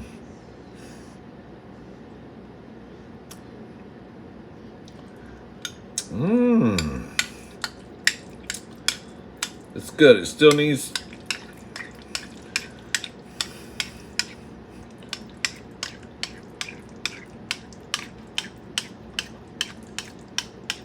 Oh.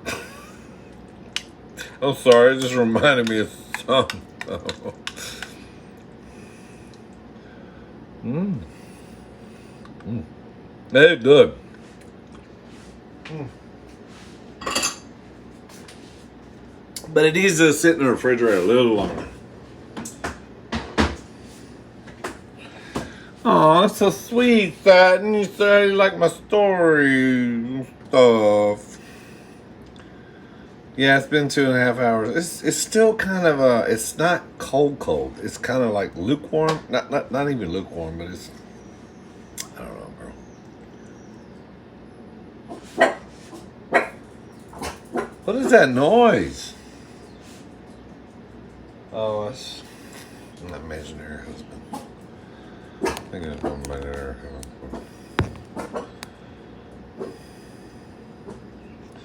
Try the mango pudding before you go. I did try it. Yeah, it's alright. I mean, no. I was like, it's alright. No, actually, it's very good. It's very good. It's very good. It's just not like, I think it'd be way better like if it sits overnight. It's very good. Come here, bitch. You want some skin? Come here. Brother, you want some of this skin? Where you at, bitch? Prada. I'm sorry. Satin said I shouldn't call you bitch. Come here, Prada. You want some of this? No, you had enough. Dolce. Come here. Friday, you want some of the skin? This. She's gonna get it. You're slow, old ass dog. I want to call her a bitch so bad, though. It's fun. Here, bitch. Ah, she got it. Ooh, Prada got it. She's usually slow. She's the young Dolce. Chicken skin. Girls, I don't think y'all need to eat a bunch of chicken skin for y'all to get in the cage. Oh, hey, Richmond, can you bring me the phone charger?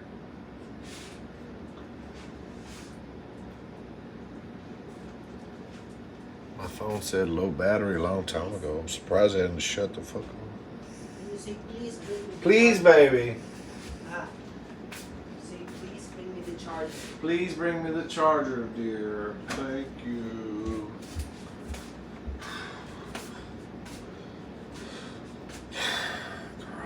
Triple T said he wanted a husband. You just don't know, girl. Okay, so I gotta move y'all to a different position because I gotta plug in this thing. Otherwise, I'm gonna lose you, girl. I'm gonna stick it in. I'm sticking it in gently on the bottom. You'll like it, girl, because it's gonna give you a charge.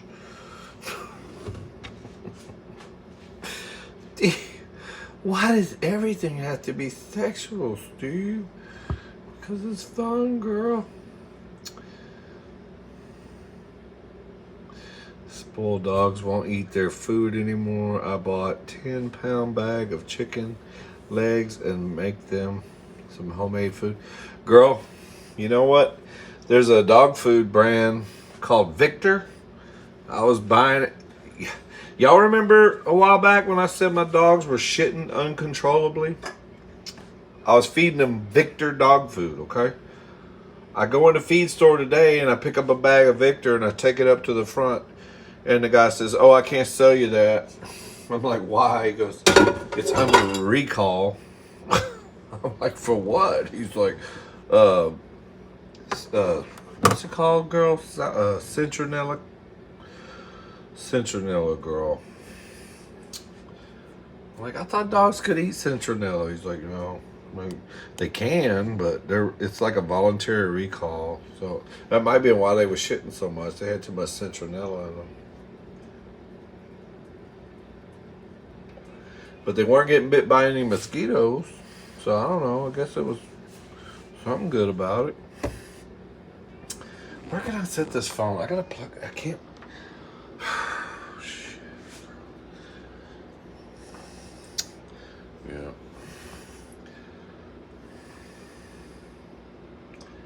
Yeah. Girl, dog food is crazy.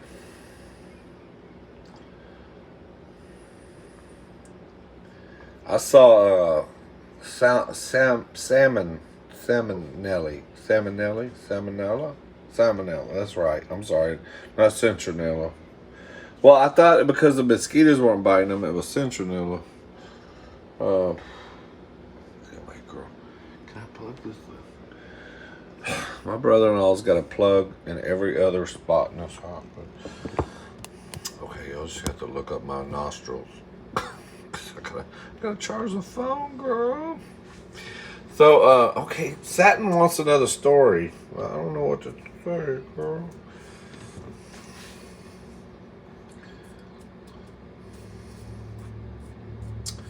I don't know any other story. Stories just come to mind. Sherry Cole, give me a story. Do you remember the dog food brand that killed Mom's dog? It was Walmart. It was Old Roy. Yeah, that's right. Our parents lost one dog, and I think the other one got sick. Is that right, Sherry? Off of Old Roy dog food back in the day. Yeah, Walmart actually paid my parents a settlement for that. Yeah. Old Roy.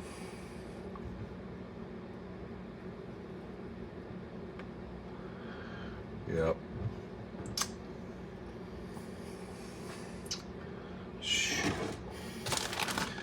So, yeah. So one of the customers I was talking to today, he was like, fucking, I got like a shitload of this Victor dog food. I don't know what to do. He's like, I can't throw it in my dumpster because people will dig it out of the dumpster, and it's got, you know, I don't want a lawsuit, but basically once you throw it in your dumpster, it's no liability on you. But I told him, I said, just take a knife and cut each bag open before you throw it in the dumpster. Then they won't dig it out of there. But the thing is, it's a voluntary recall on Victor dog food. If you got Victor dog food, just know it's under recall. But it's a voluntary. And the thing is, they're more worried about the humans getting sick, not dogs, because dogs can handle the citronella. And plus it protects against bugs and mosquitoes. But people handling the dog food may not wash their hands properly and get sick. So, yeah, that's what's going on with the Victor dog food.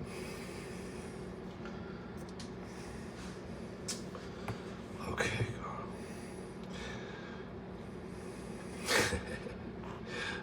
Sherry, give me another story. I gotta tell a story. What can I tell a story?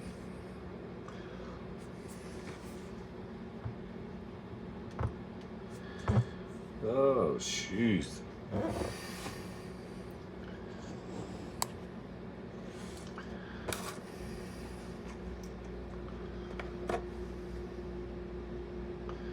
Oh no, people were gonna eat it. No, said no, not. I don't know, girl, and all this infatuation we're having right now. People are desperate, shit. Okay, so I gotta do something with this. You know what I'm gonna do? I'm gonna wrap this chicken in my, remember I told you about my Easy Wrap 1000 here? Watch this, girl. Oh, Steven. Oh, I can put you up close and personal with it now. So there's my Easy Wrap 1000. Girl, go on Amazon and buy one of these. I'm telling you, you'll love it. Okay? Whenever the cellophane doesn't stick. But see, look, this is the best thing you can add to your kitchen. If you need to wrap shit up, look. I pull it down, put the plate under it, sticks nicely, pull it, wrap it around a plate. Pull it down, wrap it around a plate, and then you just tear that shit off. Look, girl. Look at that. It ain't falling out. That's the best thing in the world. All wrapped up nice. You can put it in your refrigerator. There, I love that thing. And you know what? I bought some friends of mine, and some of these for like gifts, and they never hang it in their kitchen. Like this one here actually was a gift. I had given it to somebody and they gave it back to me. It was like, oh, because I was talking about it. I was like, oh, I love that thing. I gave y'all one. Yeah, you want it, girl? We'll give it to you. We never took it out of the box. I'm like, what? It's the best thing you could ever put in your kitchen, girl.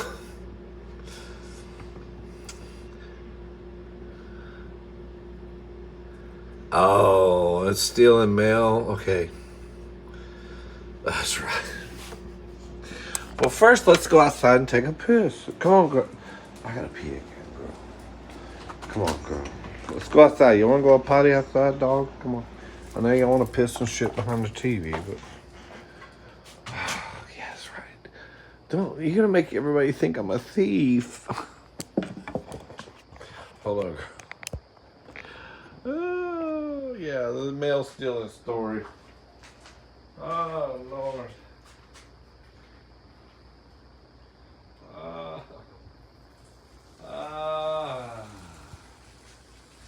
Ah.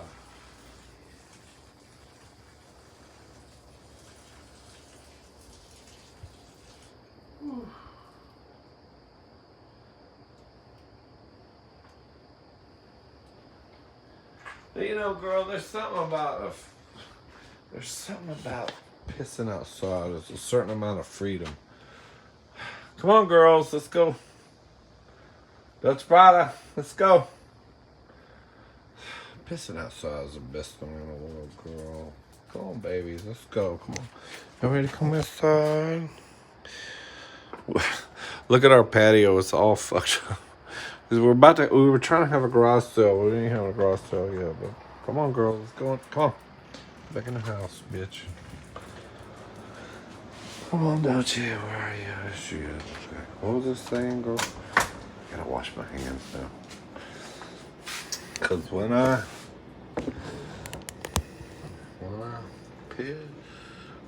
shit. Have y'all heard that song on the look it up, you can find it. It's I forget the name of the band or the rap group.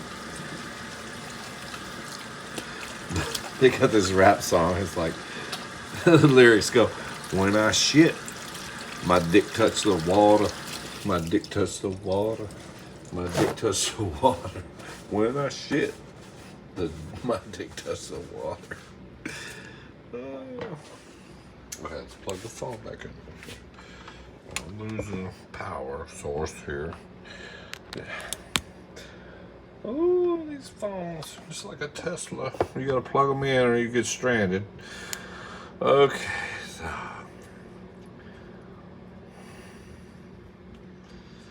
Yeah, when I was, tell them about your brother that took you to the titty bar. Yeah, that's a funny one too, actually. Yeah, I remember. So my brother, I'll tell that quick one. When I turned 18, my brother, not knowing I was gay yet, decided to take me to a titty bar. He's like, oh, you're 18, bruh. We're going to go to a titty bar. And I was like, oh, that sounds interesting. God, I'm sorry, guys. I gotta find somewhere to plug this fucking... I gotta plug this behind the microwave. Anyway, so, I guess that's my best bet. Can I stick it in a cabinet? No, I can't do that. Oh, I know what I'll do. I'll set it on top of the New Wave. My sister, the New Wave. There we go, girl.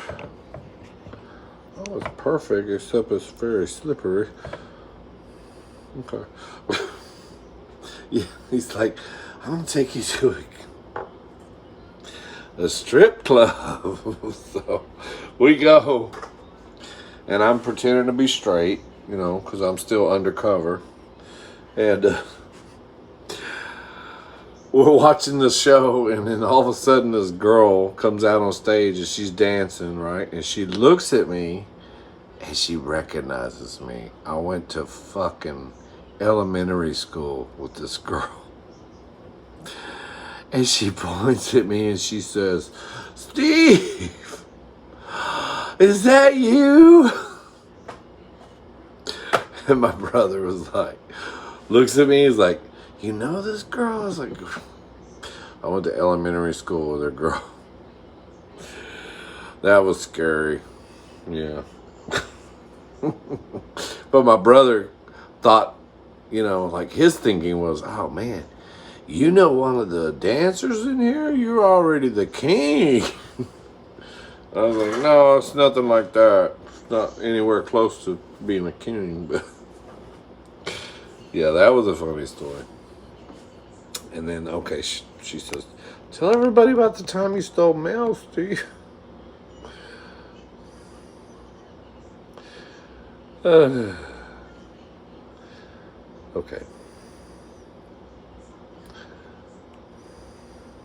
Well, yeah, I'll talk about some other shit. So anyway, I think I told the story about the time I stole mail when I was a kid. Long story short, I'm not gonna get. Me and my friend, it was a very, very, very cold winter night, and my best friend, spent the night with me. We used to go roam the streets at night, spy on people, mess with the cops, like whatever. We were always out all night, and my parents never knew we left the house. One night, I don't know, it was around the holidays, and our thinking was, ooh, it's around the holidays, maybe we'll get some holiday money. Like somebody sending a card, like, Merry Christmas, here's $20. I know, girl, I was a bad kid. We stole all this mail out of every mailbox on our street, which was a long street. And we start digging through this mail after we get it home. Actually, on the way home, walking home, we got stopped by the police. And they were like, what are y'all doing out here? We had all this mail in our coat. Like, of course, they didn't frisk us or nothing. We were just kids, so they didn't know what was going on. So, anyway, we make it back to the house. We put all this mail out on the coffee table. We start looking through it, and it's just a bunch of light bills and Social Security checks that we can't cash. No cash at all. So, yeah. After a while digging through that shit, we got bored. So we didn't find no money. So we put it in all the mail. We put it in this wicker basket. My mom we had one of them sectional couches, She had this basket behind the couch. So we just stuffed all the mail in there, I think I've told this story before, but anyway, we didn't find out. Anyway, we just forgot about it. And this is 2 months later, my mom calls me. I'm over at my friend's house, same friend that I stole all the mail with. I'm over at his house, and my mom calls me. Back then when they had a phone, like a dollar phone. And she's like, hey, I need you to come home right away. Come home right now. Get home. And so I run home, a hopping and a skipping and a jumping. I'm all excited because the only time my mom ever called me and told me to get my ass home back in those days meant that my dad was coming home early and he was going to take us out to eat Mexican food at Monterey House. So I'm all happy, like, oh, big old fat boy running. Oh, my dad's going to come take us out to eat. I just... Because my mom never, ever told me to come home, right? So I get home. I walk in the downstairs. It was a beach house. So I open the door and I walk in the downstairs. And I see my mom sitting on that sectional couch with all this fucking mail piled up on the coffee table in front of the couch. And she points at it. She goes, what is this? And I'm like, I see it and I immediately know what's up. I'm like, oh, fuck. She found that mail. I'm like, what's what? She's like, what is this, motherfucker? What is all this mail? And I start like, I don't know. I start crying, which was an immediate giveaway that I was guilty as fuck. I was never a good liar, so I was crying. I don't know what all that stolen mail is. I mean, all that mail is. Girl, she took me upstairs locked the bedroom door, and beat the living shit out of me with a belt. I mean, girl, I didn't know my mom knew how to play racquetball, but she did, girl. I was the racket. I was the ball. She was the racket. She beat me. I was running across her bed trying to get away from her. And by the time I got to the other side of the bed, she was already there with a fucking backhand serve. She tore my ass up. Then she sticks me in the corner and tells me, okay, when your dad gets home, I'm going to tell him what you did. And she did. And then he took me to the postmaster's house and made me apologize to him and his whole family while they ate dinner. I had to stand in front of their table and tell them all I was sorry. And I went to school with his kids, and they were laughing. They thought it was funny. So humiliating. Then he brought me home, and my mom stuck me in a corner and said, okay, you're going to bed. You're grounded for a month, and you're not going to get any dinner tonight. She didn't feed me no dinner. And for a fat boy, that's the worst punishment, is not giving me dinner. And that night, she made sure she cooked all my favorite food. She cooked fried chicken and mashed potatoes and fried okra and gravy and all my favorite shit so I could smell it. And then she laid it out on the bar, which their bedroom was right there, but the kitchen had a bar right by the bedroom, but I had to walk past the bar to get to my bedroom. So she stood me in the corner in her bedroom, and then when she got all the food cooked, she laid it out where I could see it, and then she had my dad escort me into my bedroom, and I walked hungry. And I could see all this fried chicken and shit on the bar. And she's like, we're going to eat good tonight, aren't we, Charles? And my dad was like, we sure are, Wanda. We're going to eat good tonight. I had to go to bed with my stomach was like, girl, I'm going to tell you. And I was grounded for a month. And I'm not playing. They weren't playing. This is true. The very last day of my grounding, I was like, and back then when you were grounded to your room, it sucked because you didn't have fucking internet. You didn't have nothing but maybe the ceiling fan to count how many times that bitch was spinning. I was grounded for a month. And then my last day being grounded, I'm thinking, surely they're going to be a little lenient because it's my last day. There was a friend of mine had a birthday party, and I was like, can I go to the birthday party, man? It's my last day of grounding. And my mom and dad were like, hell no. They wouldn't even let me go to the birthday party on my last day of grounding. They made me skip it. It was awful, girl. But I would tell you something. Sometimes to this day, I will walk out to my own mailbox and I will think about that. I will think about it, what I did. And girl, I remember just right after that punishment, my dad sometimes would tell me, go downstairs and get the mail for me. And I'd be like, are you sure? Am I okay? Is it okay if I touch it and bring it up here? Girl, I was scared of mail. I wouldn't even. They were, of course, back then parents didn't play around. But yeah, to this day, sometimes I'll go to my own mailbox. Pretty much every time I check the mail, I pretty much think about it. It's weird how ingrained in my brain, but it did.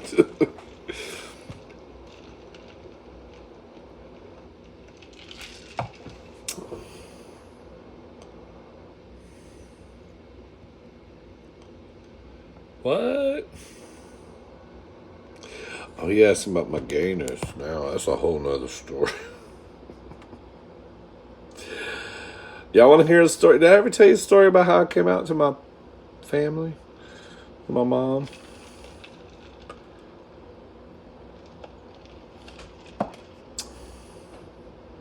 I can remember when I told my mom. Yeah.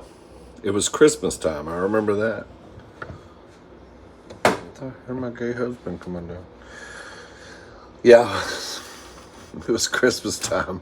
And I was my mom loaded her car up with all these boxes to send presents to our family around the country. California mainly. I had to go to the UPS office. That's where it all started, girl.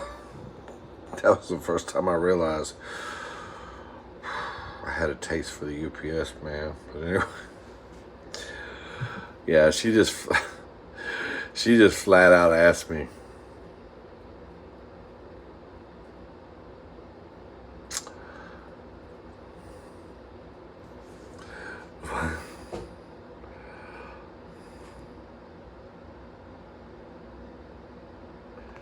I was 18 or 19. I think 18 or 19 when I came out to my parents.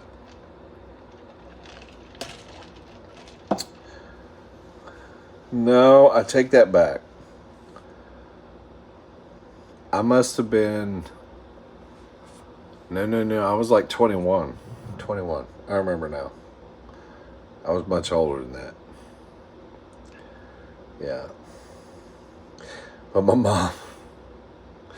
mom just point blank asked me. I was in her car, about to back out of the garage, had all these fucking boxes. I'm about ready to go to the UPS office to get my party on. She ruined it. She was like, she just looks at me and she goes, "Are you gay?" And I looked at her and I was gonna lie again, like I had for many, many times before, about if anybody ever accused me of that. I was like, "Oh no, girl, I haven't found the right girl. I'm just working on myself right now." Whatever fucking lame excuse I came up with. But I just looked at her and I just started crying because I couldn't lie anymore. I was just so exhausted from lying about it. So I finally I didn't say, "Yes, I'm gay." I just started crying. And then she knew because of the way I broke down and started crying. Yeah. So, and of course, then she was like, "But I love you, don't worry about it. I love you with all my heart," you know. Like, it made her feel even worse. She was like, "I just wanted to know because you used to," this is what, because I did. My mother was like, "You used to be my best friend. You wanted to go everywhere with me and hang out with me.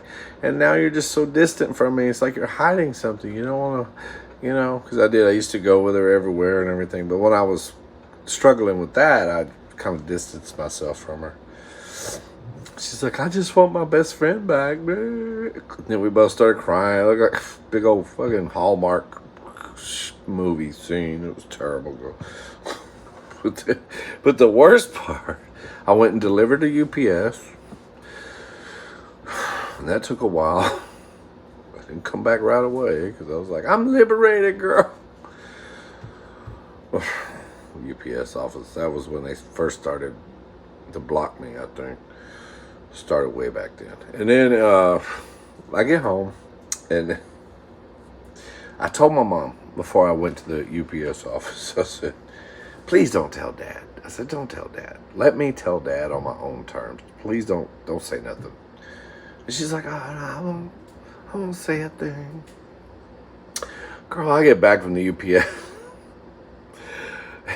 She's like, I walk in the kitchen, I'll never forget. She goes, "Go upstairs, your dad wants to talk to you." Girl, that was the longest walk. I mean, that was like, shit. I mean, you talk about regret, like not. And I looked at my mom. I was like, "Did you tell him?" And she says, "Just go talk to him. He wants to talk to you." And I was like, okay, that could mean a loving way, or maybe he's gonna throw me out the second story. But yeah, I didn't want to go talk to Dad at all. So I go up there, and his office was upstairs, and I walk in his office, and he's got his desk is facing this way. He's up, he's got his back to me, and he's like, "Close the door. I want to talk to you." And I'm like, "Oh, fuck. He's going to stab me in here. Mom can't even rescue me. She's got the door locked now. Shit." So I go in there and I shut the door and I sit down. I'm literally shaking. Like, kind of like the DTs, girl. Kind of like Sunday or Monday is now for me. But anyway, I was shaking, girl. And I was like, I don't know what he's going to do. So I'm already thinking in my head, right? I'm like, okay, so I'm preparing. I'm like, I'm ready to move out. I'm going to get my own place. I'm like, I'm going far away, girl. I'm going somewhere where nobody's going to know who I am, you know. And I'll never forget, he spun his chair around and he said, so your mama told me what you told her today. Did you like to suck dick? No, he just... Because I told my mom, and I was like, that I was actually thinking about suicide, and I was thinking about moving away, and all this shit.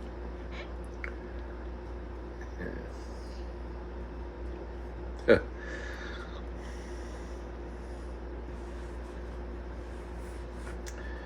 But he spun his chair around. He goes, well, I must suck as a parent because your mama told me that you were thinking about suicide, thinking about moving out of my house and all this stuff.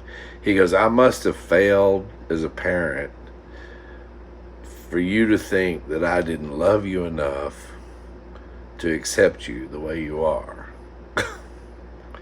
That was what he said. And you know what? It was crazy. Me and my dad actually became closer after that than before. Before, my dad he left the house before the sun came up and came home after it went down. I never saw much of him, really. He was a businessman, you know. But after he found out that I was gay, it was weird. We became like really close. Like, it was not what I expected. But yeah, so it was a good deal. I love you too, Sherry. I love you too, Satin. Love you too, Rosie. Oh, I'm getting all these hugs now. Well, I actually had a very good story, you know. A lot of people don't.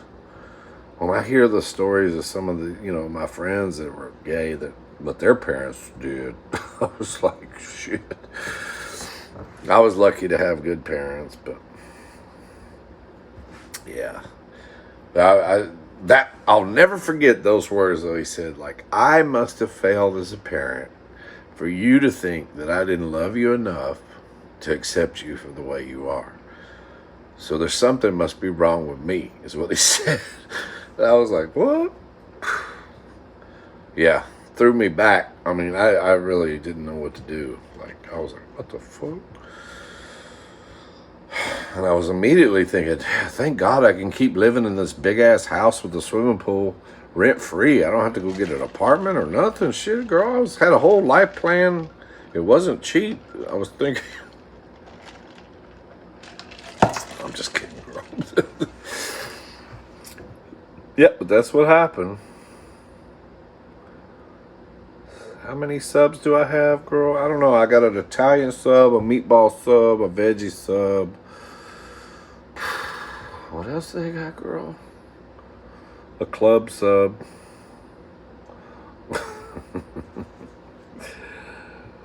What is this? Talon Havens?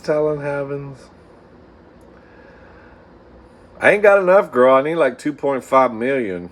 That's what I need. Shit. I'm going to have that many one day. Of course, I'll be rotting in the ground by then.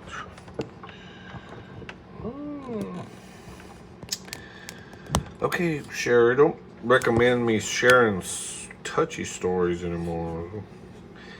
But no, there's a lot of,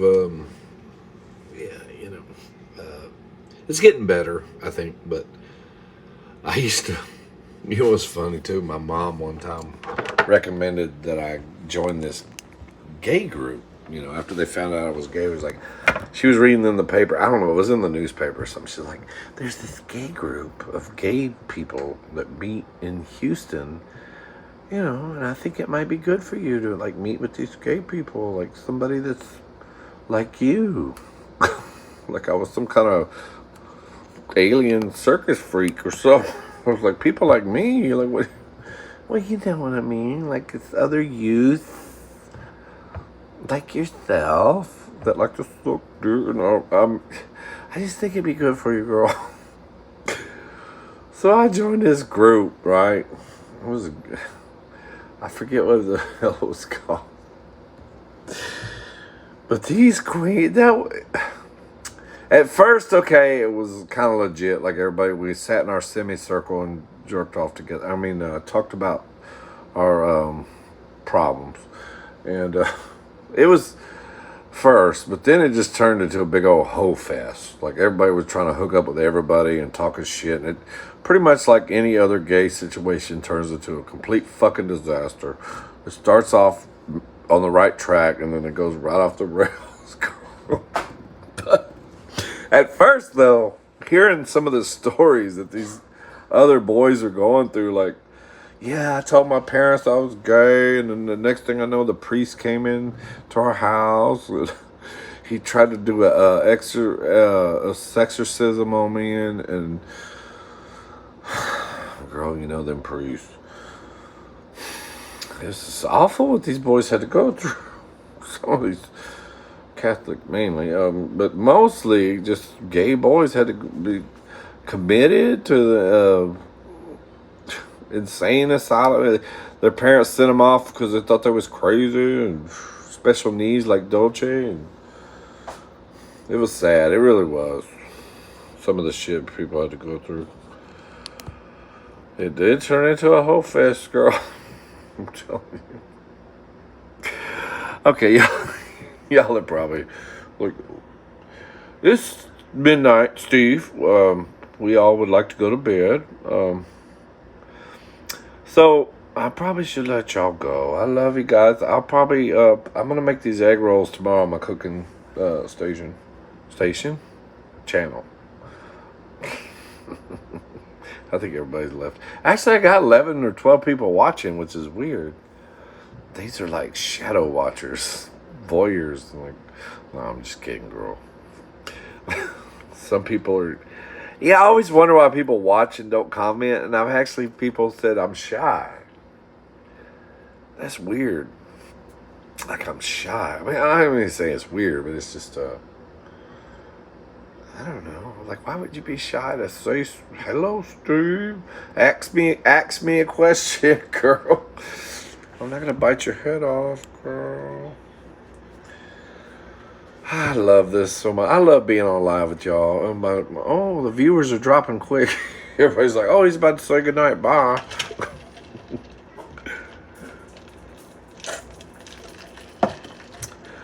Yeah, it was.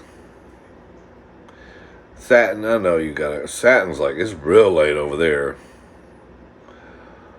Yeah, Satin's like, girl, I ain't trying to be in IHOP eating breakfast, still listening to this motherfucker talk shit.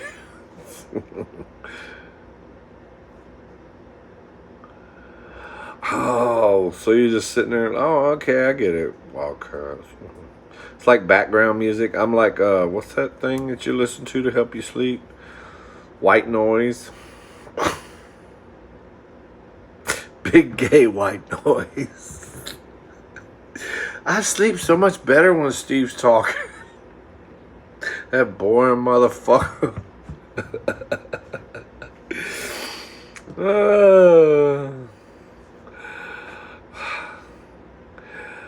What's Wildcat working on? Sherry, she probably, I don't know, girl. She's probably writing out a, what do you call it, a mukbang plan. Alright, guys. Shit, that's too long. Okay, my imaginary husband's upstairs. I gotta go see if his penis smells like fireman. Or fire chief or something. I love you guys. Thank you so much for tuning in. I love you so much. If you're not a subscriber, please subscribe to my channel. Okay? I promise to entertain you as much as possible. Okay? We're going to be going live and doing a lot of things. We're getting close to holidays, so we're going to be doing all kind of fun shit. I'm working on how to figure out how to win the goddamn lottery. Laugh out loud. If not to be a mukbang star. banks. I don't know, girl. I don't know if we're ever gonna get there.